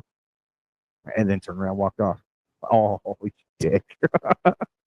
Oh. So, yeah, there's some good stories. It's just mainly when it comes down to the inner workings, or like I used to tell people a long time, we can break it down to 3 categories. There's what I can talk about, what I can't talk about, and what I don't want to talk about.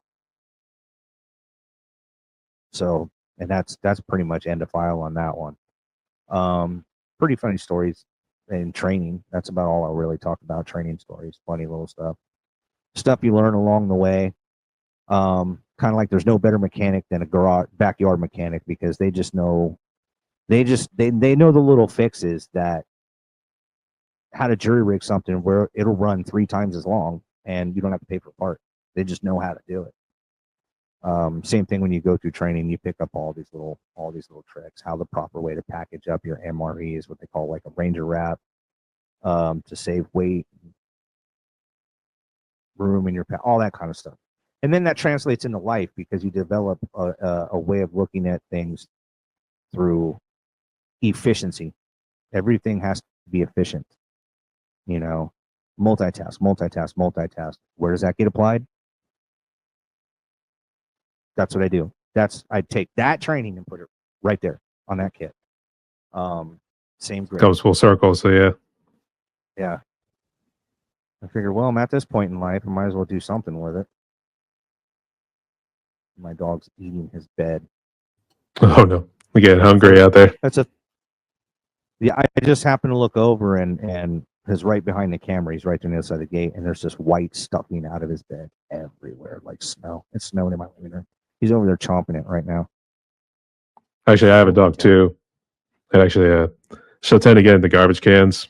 Yeah, because obviously it's cold and flu season. So if you got a whole lot in there, she'll tear through it too. So I don't know. She just likes the feeling, because she's definitely not eating it at all, just because of the snot that's probably in there. So yeah, for my Jack Russell mini pitcher, we got to keep the bathroom door closed for her, because she has a thing for Q-tips. She likes to chomp down Q-tips. I do not want to theorize as to what attracted her nose to a Q-tip in the bathroom trash, because there's only one thing I use them for. Ugh, that's just gross. So yeah, she's got a thing for Q-tips. I've got 3 dogs, 3 small dogs. I've got a Pomeranian, a Shih Tzu mix, and a Jack Russell mini pinscher mix. 2 boys, 1 female. 4 years, 1 year, 3 years.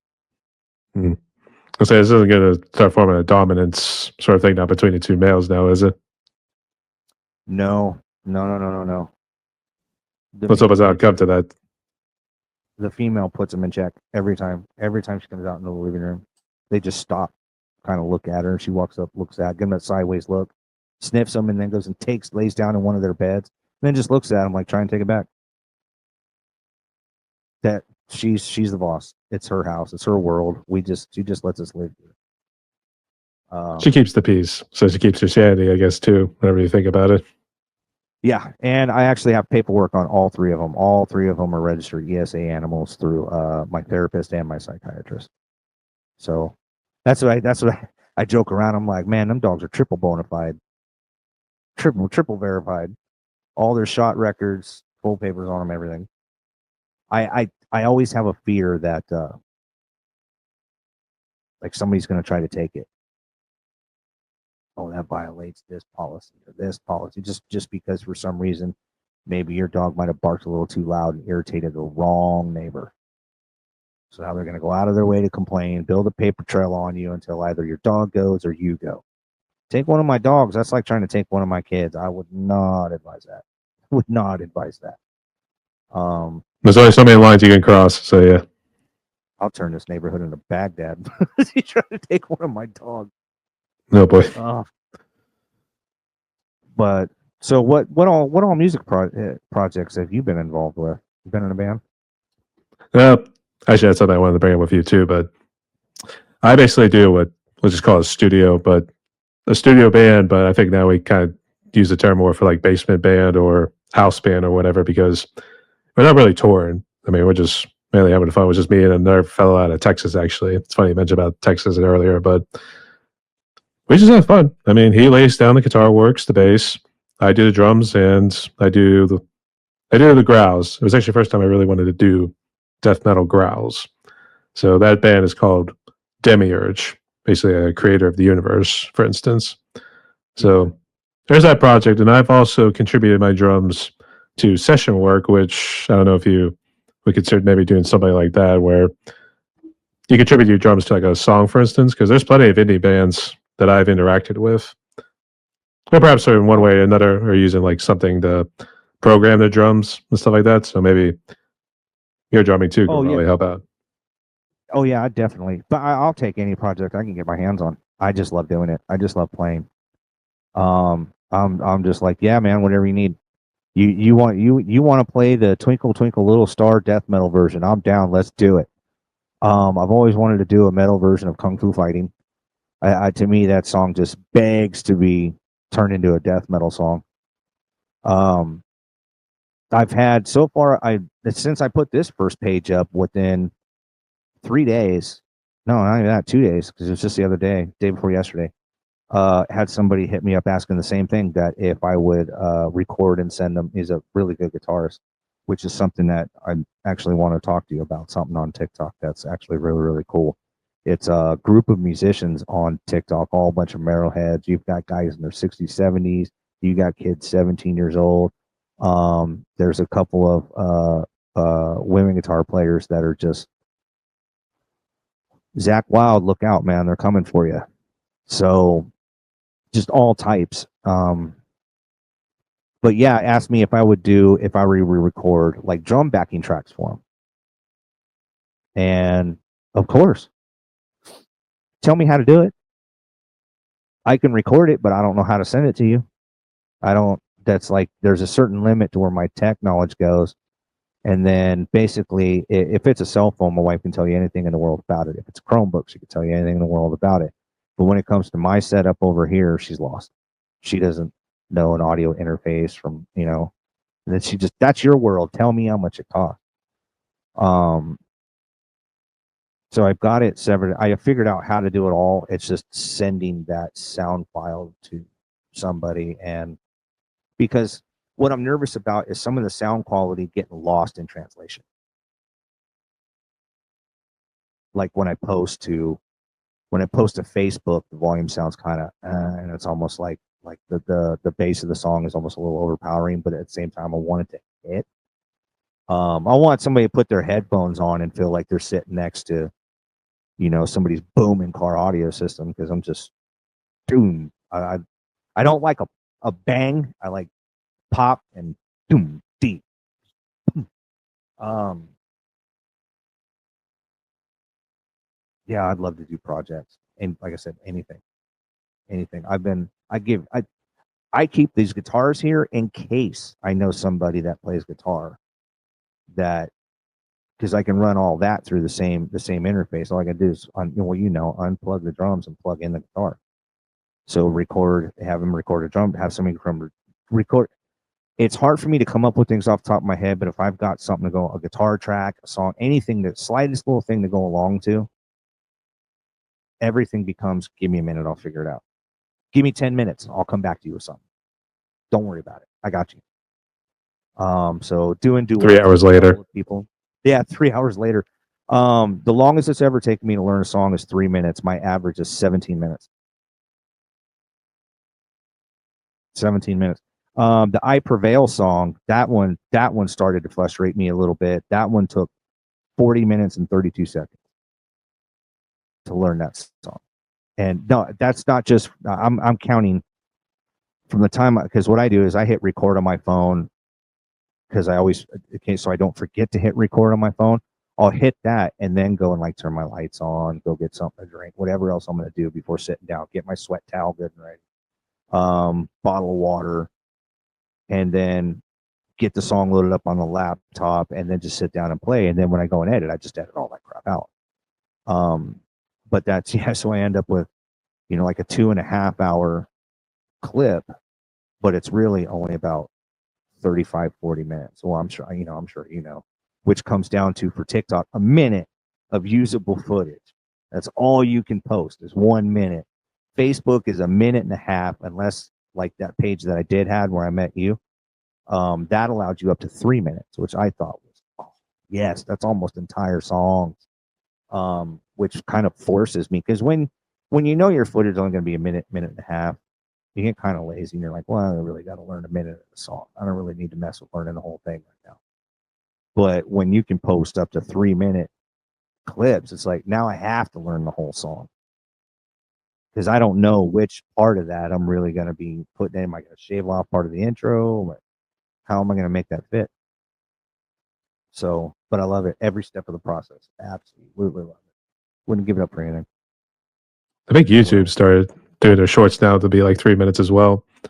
You can set like the time however you want, like from 15 seconds up to like 3 minutes. So I strongly recommend doing like shorts on there and see like where that goes, because I posted shorts of like many concerts I got to this year, and it's helped. I mean, my most watched short has been Phil. I think I would butcher his last name, but Phil from All That Remains. He did the scream from his song Six to kind of kick it off. Yeah. And I just said, Phil's, he still got it. So, I mean, like, for content creators, on like TikTok, different places like that, is you'll notice them starting out, how it's just like a basic setup, and then they kind of add a little more, add a little more, add a little more. Then it gets to a point like they got a whole stage like built in their house, light racks, all kinds of stuff, little light bulbs going. Some of them on TikTok is like, that's awesome, but you do realize it's just TikTok, right? I mean, homeboy, you got thousands of dollars sitting there, thousands. Put those baby to use. So yeah. Yeah, that's a lot of money to put into just doing TikTok lives, because you're not really getting it back, and TikTok taxes it like 50%. So I think the most I made doing a live was like $3, and I was so giddy. I was like, oh my god, that's the first money I've ever made playing music. If I would have been able to actually like cash it out, I'd have took a dollar bill from that and framed it. First money I ever made as a musician. I was always told that you're only a professional when you start getting paid for it. So I was like, okay, so technically I got paid for playing music, so I'm professional now. Somebody Close enough. like a 5. Yeah, close enough. It'll work. I'm not really in it for the money. I've had people offer me certain things. I had one lady ask me to write a birthday song for her son. I'm like, I don't know how to do that. I don't know how to play guitar. The only song I can play on guitar is Beautiful People. Marilyn Manson. Yeah. Over and over and over and over again. All you need to know is that, and you got the whole song. So, yeah, I have a Ibanez GIG sitting over there, and then a little Fender Squier sitting over here. However, my son just picks them up from time to time. I'll catch him every once in a while sitting in here, headphones on, just kind of like working where different things are and where they sound. And I get so giddy about it, like, finally, we can share everything, my boy. Until he sees me watching and then puts it down, doesn't touch it for months. It's like, no, I almost had you. Cross over to the dark side. Join me. It is your destiny. So yeah. Yeah, when his hair was long, because he's got like dirty blonde hair, kind of tan. That's what I tell him all the time. He looks like a surfer kid. And I had him put on his Oakleys, and his hair was kind of down, and had him throw my guitar on. And I took that picture and I turned around and I showed it to him, and I was like, dude, see how cool you'd look? Dude, you get all the chicks, man. You kind of look like a cross between Kurt Cobain. Kurt Cobain and Dave Mustaine. Somewhere. I mean, they did say Mustaine was a surfer too, so I think it's almost like they had a kid or something. So yeah.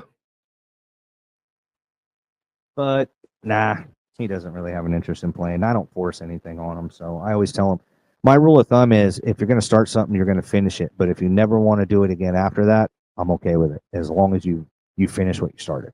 You at least took a shot, got a taste of it, found out if you liked it or not.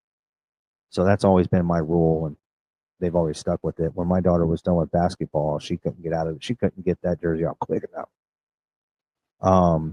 Hallelujah. So yeah. Yeah.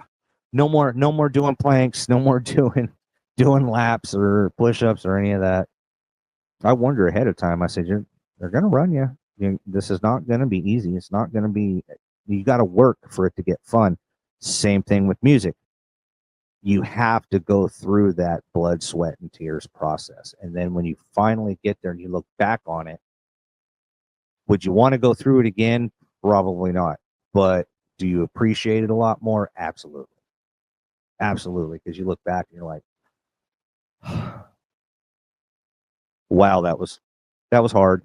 That was hard. But I made it. I made it through the fire, made it through the flames. Yeah, actually, that's a bad example for where I live. Never mind. I made it through the tunnel to the light. There we go. I mean, I kind of see where you're going with the Dragon Force reference. So yeah. Yeah. Welcome to California, the land of earthquakes and fires. Thank you. Don't come again if you're smart. Danny, California. So yeah. It used to be the Golden State. Now it's the Golden Homeless Camp. So, which again, I blame the broken mental health system in this state, because that leads to drug addiction. Drug addiction leads to more mental illness, and then now you're stuck in that vicious trap. And you're on the street. So it almost happened to me. I was homeless at one time. So it's sad, but it's one of those things that there ain't nothing you can do about it. I can't do anything about it. You can't do anything about it. The one person who can do anything about it helped cause it more than doing anything about it. So anyway, I try to stay away from politics. I have a rule: 3 conversation topics you should never get into in the workplace or the company of close friends or family: political, marital, or religious. Religious debates can go round and round and round and round in circles because they're all based on belief and theory for the most part. So one person's belief could be 100% right on the left. The person on the right, his opinion could be 100% right too. Who knows? No one really knows for sure. Like, nobody knows anything. You don't know if he's right. He don't know if he's right. He don't know if you're right. But you all say that you're all right and that you're all wrong. So, and I spent a good part of my childhood in Southern Baptist Church. My grandmother was my Sunday school teacher. So, I was always that one in the class, no matter what. Okay, yeah, I don't get it. That doesn't make any sense, because if it was really this, and let me break it down. If it was this situation with this person, you would get out. That's what they tell me. Get out. I just I'm sorry. Come on, Alan. I'm sorry I broke your whole educational system down, or what you had going on here ruined your gig, but I brought awareness to your kids, so you're welcome. I like the whole turn the other cheek thing, and I stuck my hand up, and that was the last day of Sunday school for me, and I said, okay, well, the school I go to, if you turn the other cheek, you just get punched in that other cheek even harder. Turning the cheek don't work. You're not going to run from it. They'll find you. They'll corner you in a bathroom somewhere in school campus. They're going to get you, because you're all they think about. A natural predator in the wild only thinks about food the majority of the time. Everything, that creature is designed by nature for that specific purpose. I think bullies are the same way. Designed by nature to be social predators. I guess that's one of the reasons why I wanted to go in the military too, is fight for those that can't fight for themselves. I can't stand bullies. That's one thing that on social media I put out there, TikTok. I have a 0 drama policy, no matter what. I don't care if we're closest buddies. As soon as you bring that to my door, I'm putting you at a distance until you work out whatever you got going. Don't bring it to me. Don't want it, couldn't use it, couldn't afford it if I did. In a nutshell. So, but works out pretty good. I don't really get trolls. or anything like that. Usually I just look at it. I don't even really read. I just delete it. I don't even bother because I know if I read it, I'm going to want to respond. I'm going to want to jump through that phone, track that person down.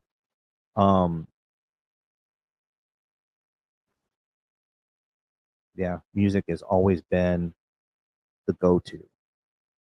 Aggression release, breakups. There's always that one song. Bryan Adams. You know who Bryan Adams is? The singer, Yeah, Bryan Adams. the summer '69. Yeah, I hear that one too many times. That's the song that made me want to play guitar. Because there's a lyric in there where he's talking about he got this whole guitar or whatever. The way the story of that song goes, and so I'm thinking to myself, well, that's all I need. I just need to learn how to play guitar. If I learned how to play guitar, I'd be popular and I wouldn't get bullied anymore. So not so easy, is it? What's that? I would say not so easy now, is it? No. But now it's even better because I completely care less. I'm at a point in my life where it doesn't matter who it is or how hard you try, you can't phase me because I just don't. It's not there. I don't care. Nothing can be said to me that hasn't already been said before by somebody else. As that saying goes, I've been called worse by better. So I just take that approach to it. I don't let it get to me because if it does, I go through this whole process that is the end result is days of depression. Days of depression. I will have these, and that's another thing too. I haven't been playing a whole 2.5 years. I have 3-4 month intervals where I just wouldn't touch it. I had to clean all these songs that I learned. Everything that I posted in the last recently has all been with the last 2-3 weeks. Before that, I was off the kit for almost 4 months. They shut TikTok down, so I terminated the account that I had. It's like, well, now what do I do? So I started turning to Facebook, and then it was like nobody really views anything on Facebook. Nobody's really on Facebook for that, at least that I've ever seen. So it's like, okay, what do I do? It's like I used to say, what's a musician without an audience? Someone who plays an instrument. That's it, right there. So music is made to be shared, to inspire, to induce emotional response. The 80s power ballad. Every rose has its thorn. So somebody's going to see this and go, no. You did not just say, you did not openly say you did not refer to that song out loud. You're a metal drummer. You didn't just like somewhere something's going to fall on me. I upset the metal gods or something by saying that. But I mean, back then it was a huge hit, and it kind of still is, but it got played so much through mainstream that I kind of feel sorry for him. Turn him into kind of a one-hit wonder, really. What do you think about it? Yeah, the '80s hair band. What was it? Michael Bolton. You remember the? I don't know. You ever seen the singer Michael Bolton from back in the day? He was an actual thrash metal guitarist and singer before he went mainstream singing. And I found that out, was like, you closet metalhead. You are one of us. You got a suit now, so you hide it. Yeah, he turned solo act and went full mainstream, but that's what everybody knows him as.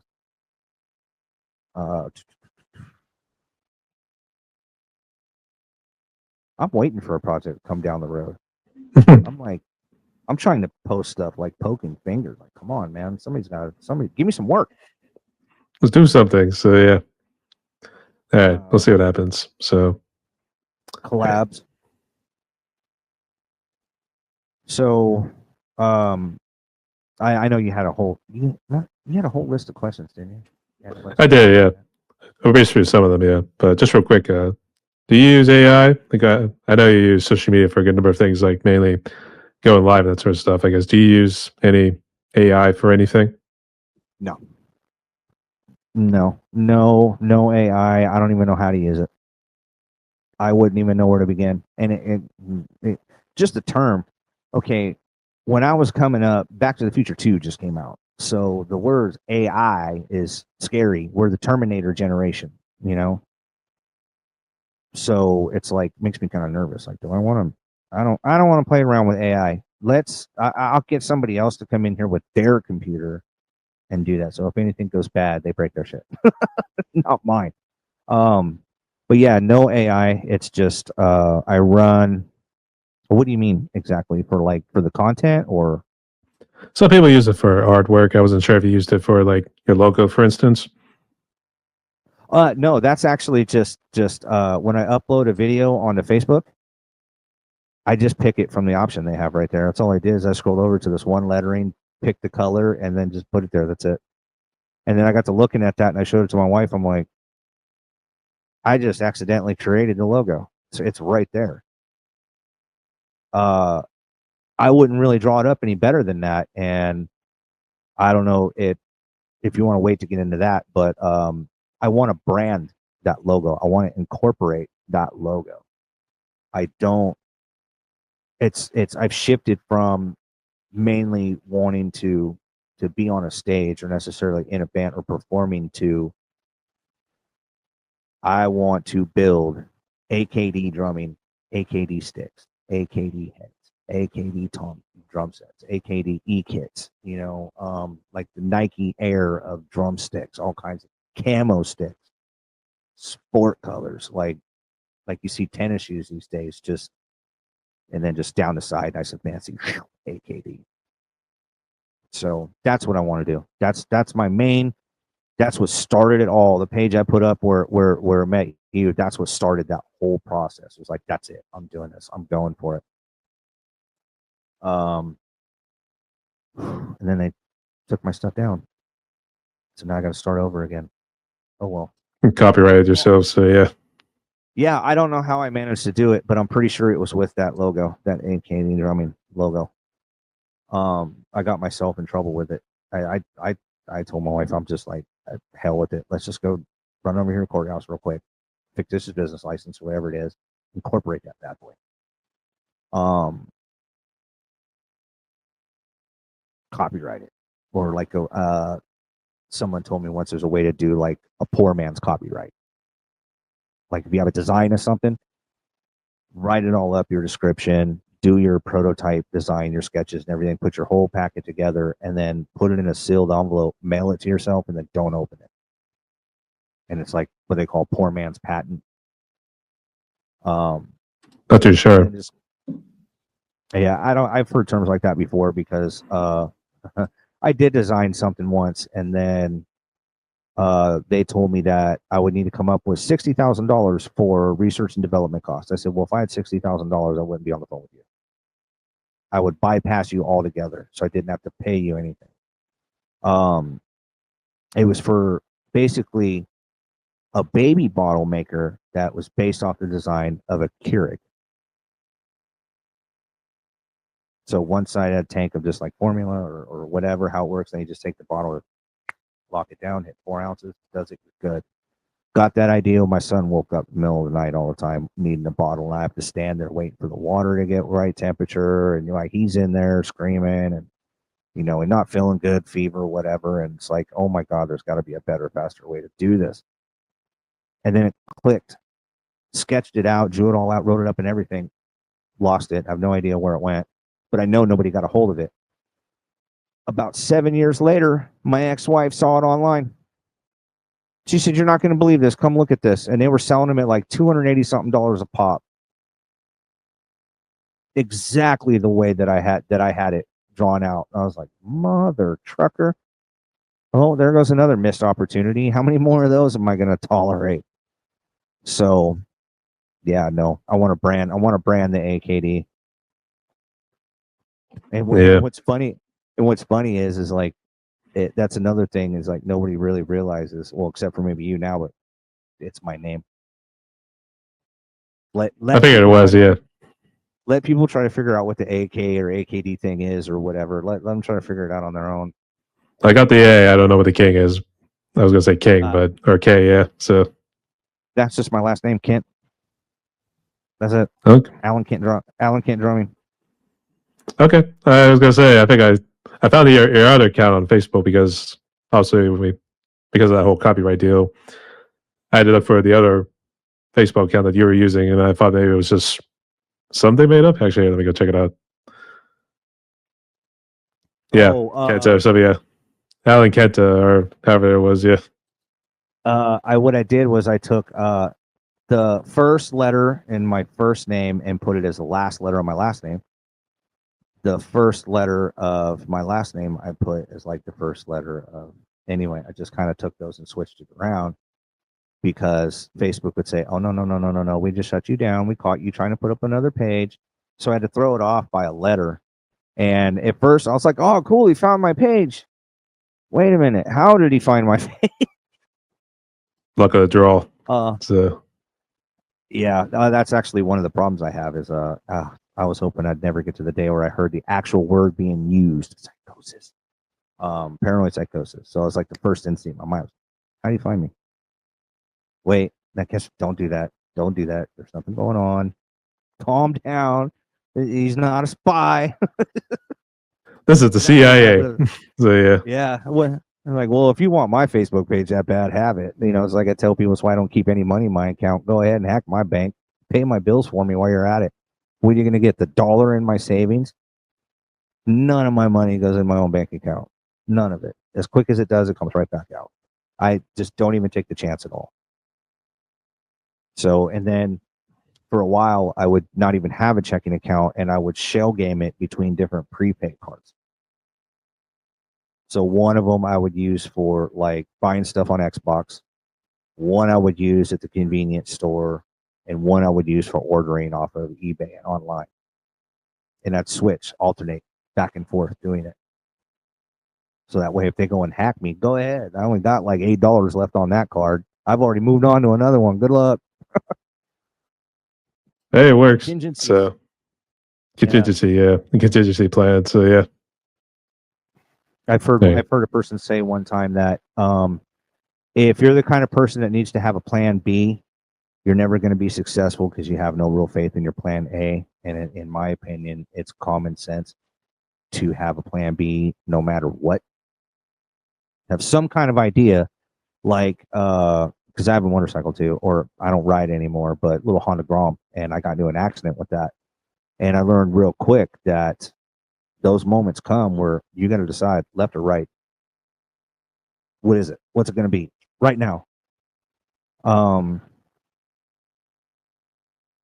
forgot what I was talking about again. It was going off a tangent. It looked like a little motorcycle accident. I guess it was initially something with AI, and then like all of a sudden now we go into motorcycles. Well, they tell you in a writing course that basically have a plan B. If something was to happen as you're going along, if someone was to pull out in front of you right here, what would you do? Where's your out? How are you going to get around it? Where's your danger zones? How are you going to get away from that threat? And you've got to decide. They, try to teach you to think of that quickly. Me, instead of hitting the back brake and kind of sliding out because a car pulled right in front of me, I was doing about 35 miles an hour. And I'd only had the bike for maybe a month. Brand new 2020, little Honda Grom, little 125cc, fun little bike to rip around town. Top speed is like 55, 52 miles an hour. It's not built for speed. I've had it wound out and watched it blink between 54 and 55, and the throttle was buried. It's like, okay, now I know that's the fastest it'll go. Because I don't do speed, I don't do bullet bikes. That's the only motorcycle I've ever had. But instead of hitting the back brake and kind of sliding out, letting the bike go on instinct, I locked up the front brakes and went over the handlebars. So I tucked, it's like, you can say, it's a slow motion flying through the air.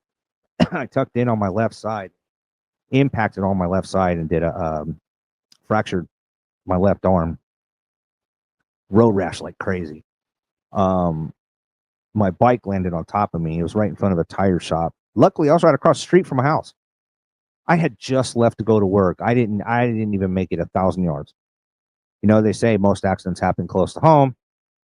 And my wife was telling me too, she's like, I really don't like you having that motorcycle. I really don't like you having that motorcycle. And then so the guys got me up, got me picked up, got my bike out of the street. Called my boss, said, "Hey, I was just in an accident. I'm not going to be into work right now. I'm probably going to be going to the ER."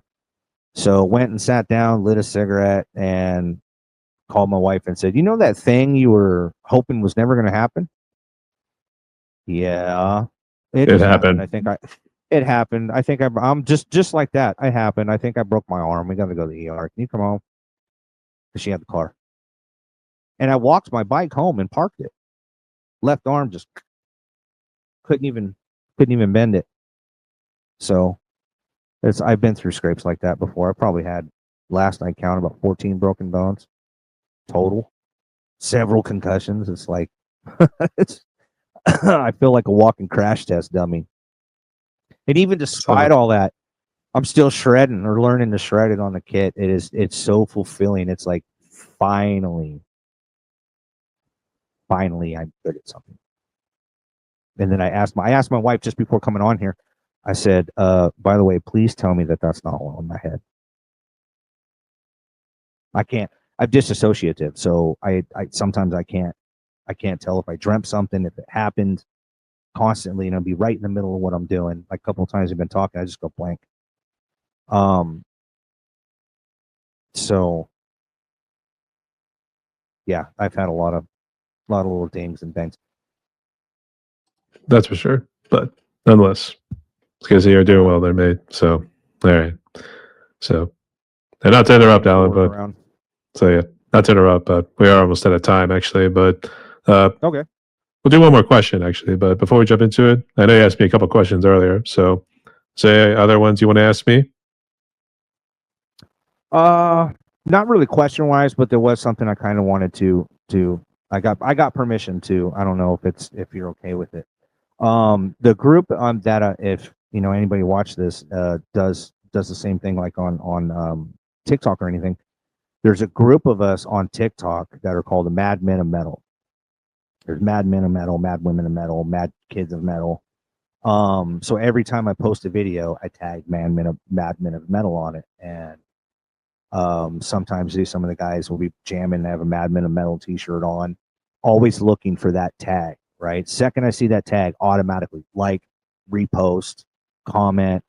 Everybody makes sure that everybody is getting their content out there and helping each other to build their channels up. So it's a community of a bunch of musicians. Not all metalheads, but it is a majority. As the name implies, you know, Madmen of Metal. Well, it's like you're still doing the podcast. Yeah.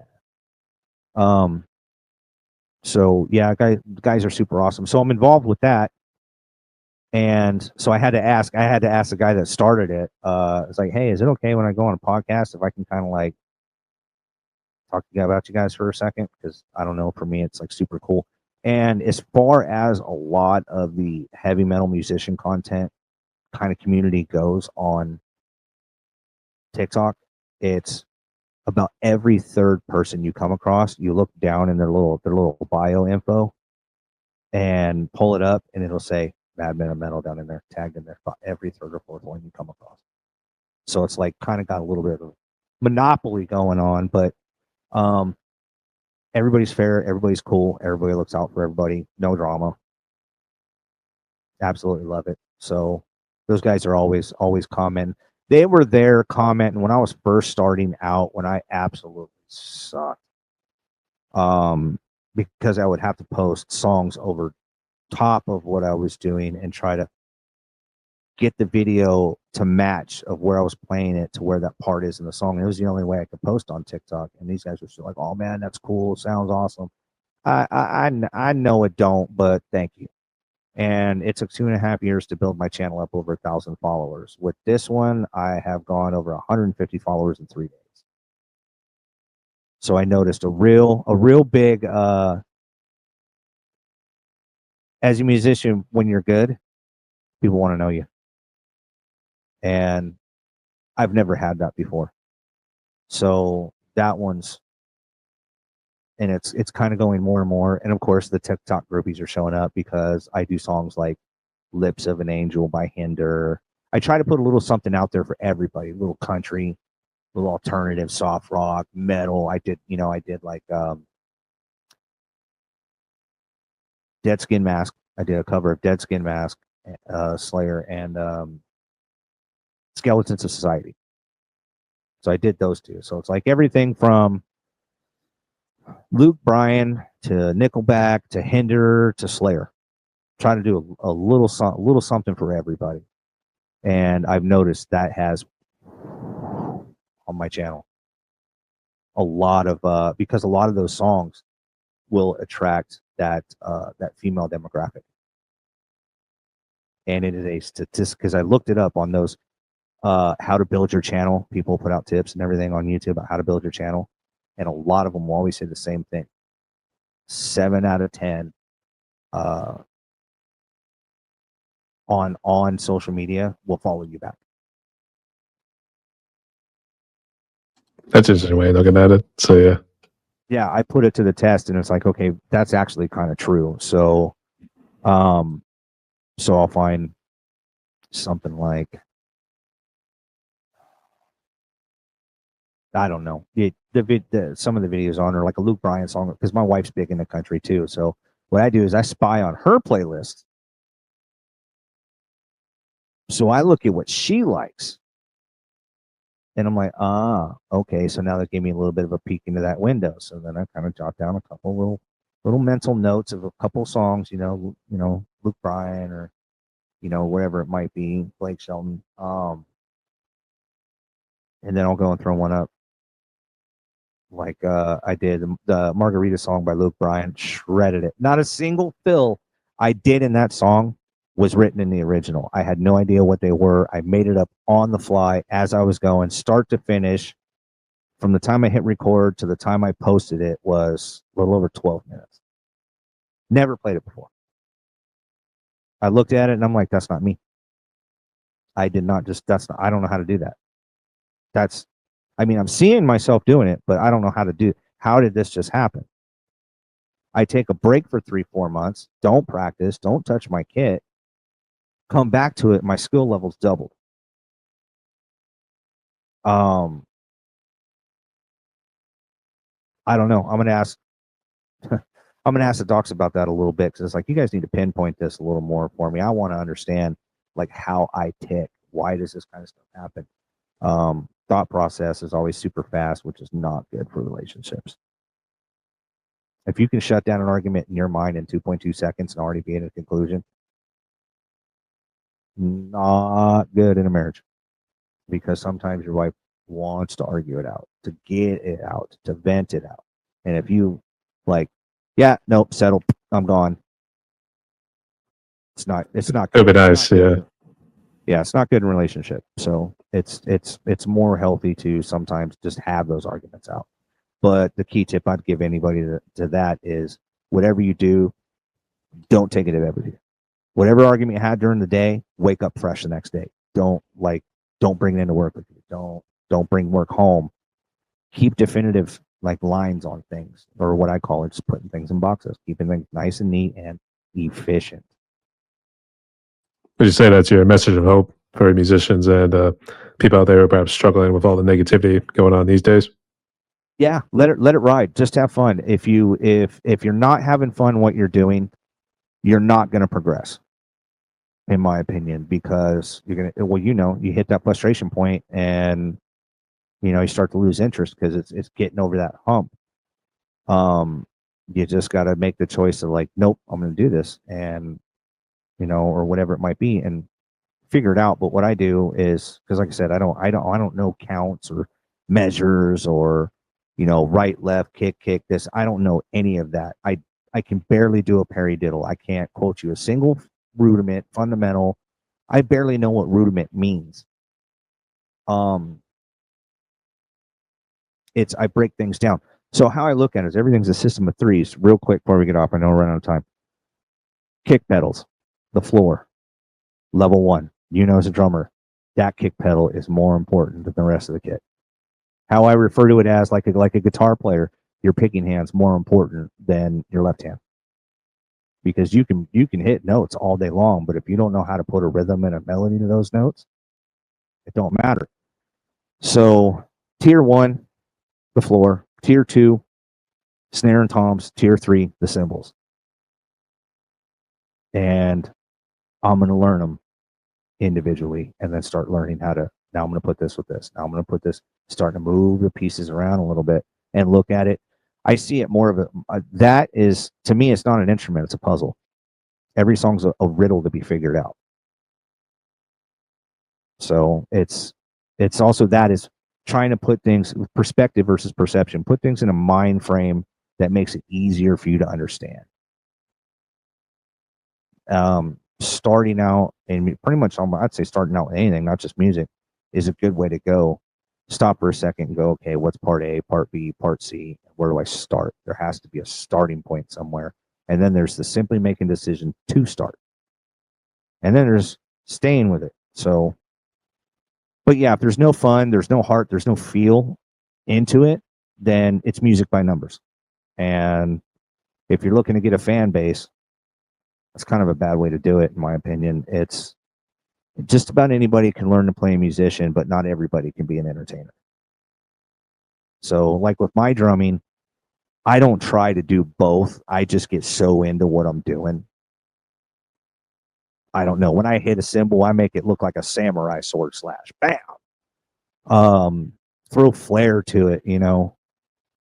I'll sing along to myself while I'm playing. I don't know if you saw that. I'll kind of do this in the middle of doing a blast beat. You should see the way I played Psychosocial. While I was doing it, I was doing this while playing Psychosocial. I don't think I found that one, but that would be interesting. It just gets to a point where it's such a steady rhythm. It's like I can do this and eat a sandwich at the same time, because I know that that's going to keep going for at least like 20 seconds. So that gives me 5 seconds to, I don't know, try to figure out a stick trick for the pause in the song that's coming up next. Or sometimes, usually the more reasons why I do multiple takes is because there's some kind of flair or something I'm trying to put in the video to draw attention, and I drop the stick, or I completely flub it, or I change my mind and want to do something else. And then when I finally get that, because I've got the song, and then when I finally figure out where to put the little bit of flair and showmanship in there, that will make me do takes over and over again the most. Because I want it to come out. I don't just want to play, I want to put on a show. Make sense? Absolutely. And spoke like a true prodigy. So, all right. So we breezed through all the questions right here. Maybe missed some along the way, but I think you were answering most of them as we kept going along here too. They seem to kind of mesh in with all the answers as well as the chit chat that we were doing. So it's all good. So Yeah. we did talk a little over 2 hours here, but just real quick, would you like to give any shout outs? And I guess what social media are you on so I can check you out? I'm on TikTok at AKDrumming or AKD. It's AKDrumming 3 on TikTok.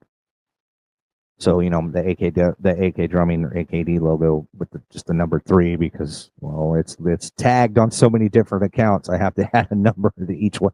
It's like Alpha 1, Alpha 2, Alpha 3. So yeah, it's Alan Kent Drumming 3 on TikTok. So that's where I'm at, and that's all I'm really doing right now until something else comes along, or I get involved into doing something else like drum backing tracks, or like you saying, I wouldn't mind being a sit-in or a studio drummer either. I'm not in any of it for any kind of money except for getting my brand up and going.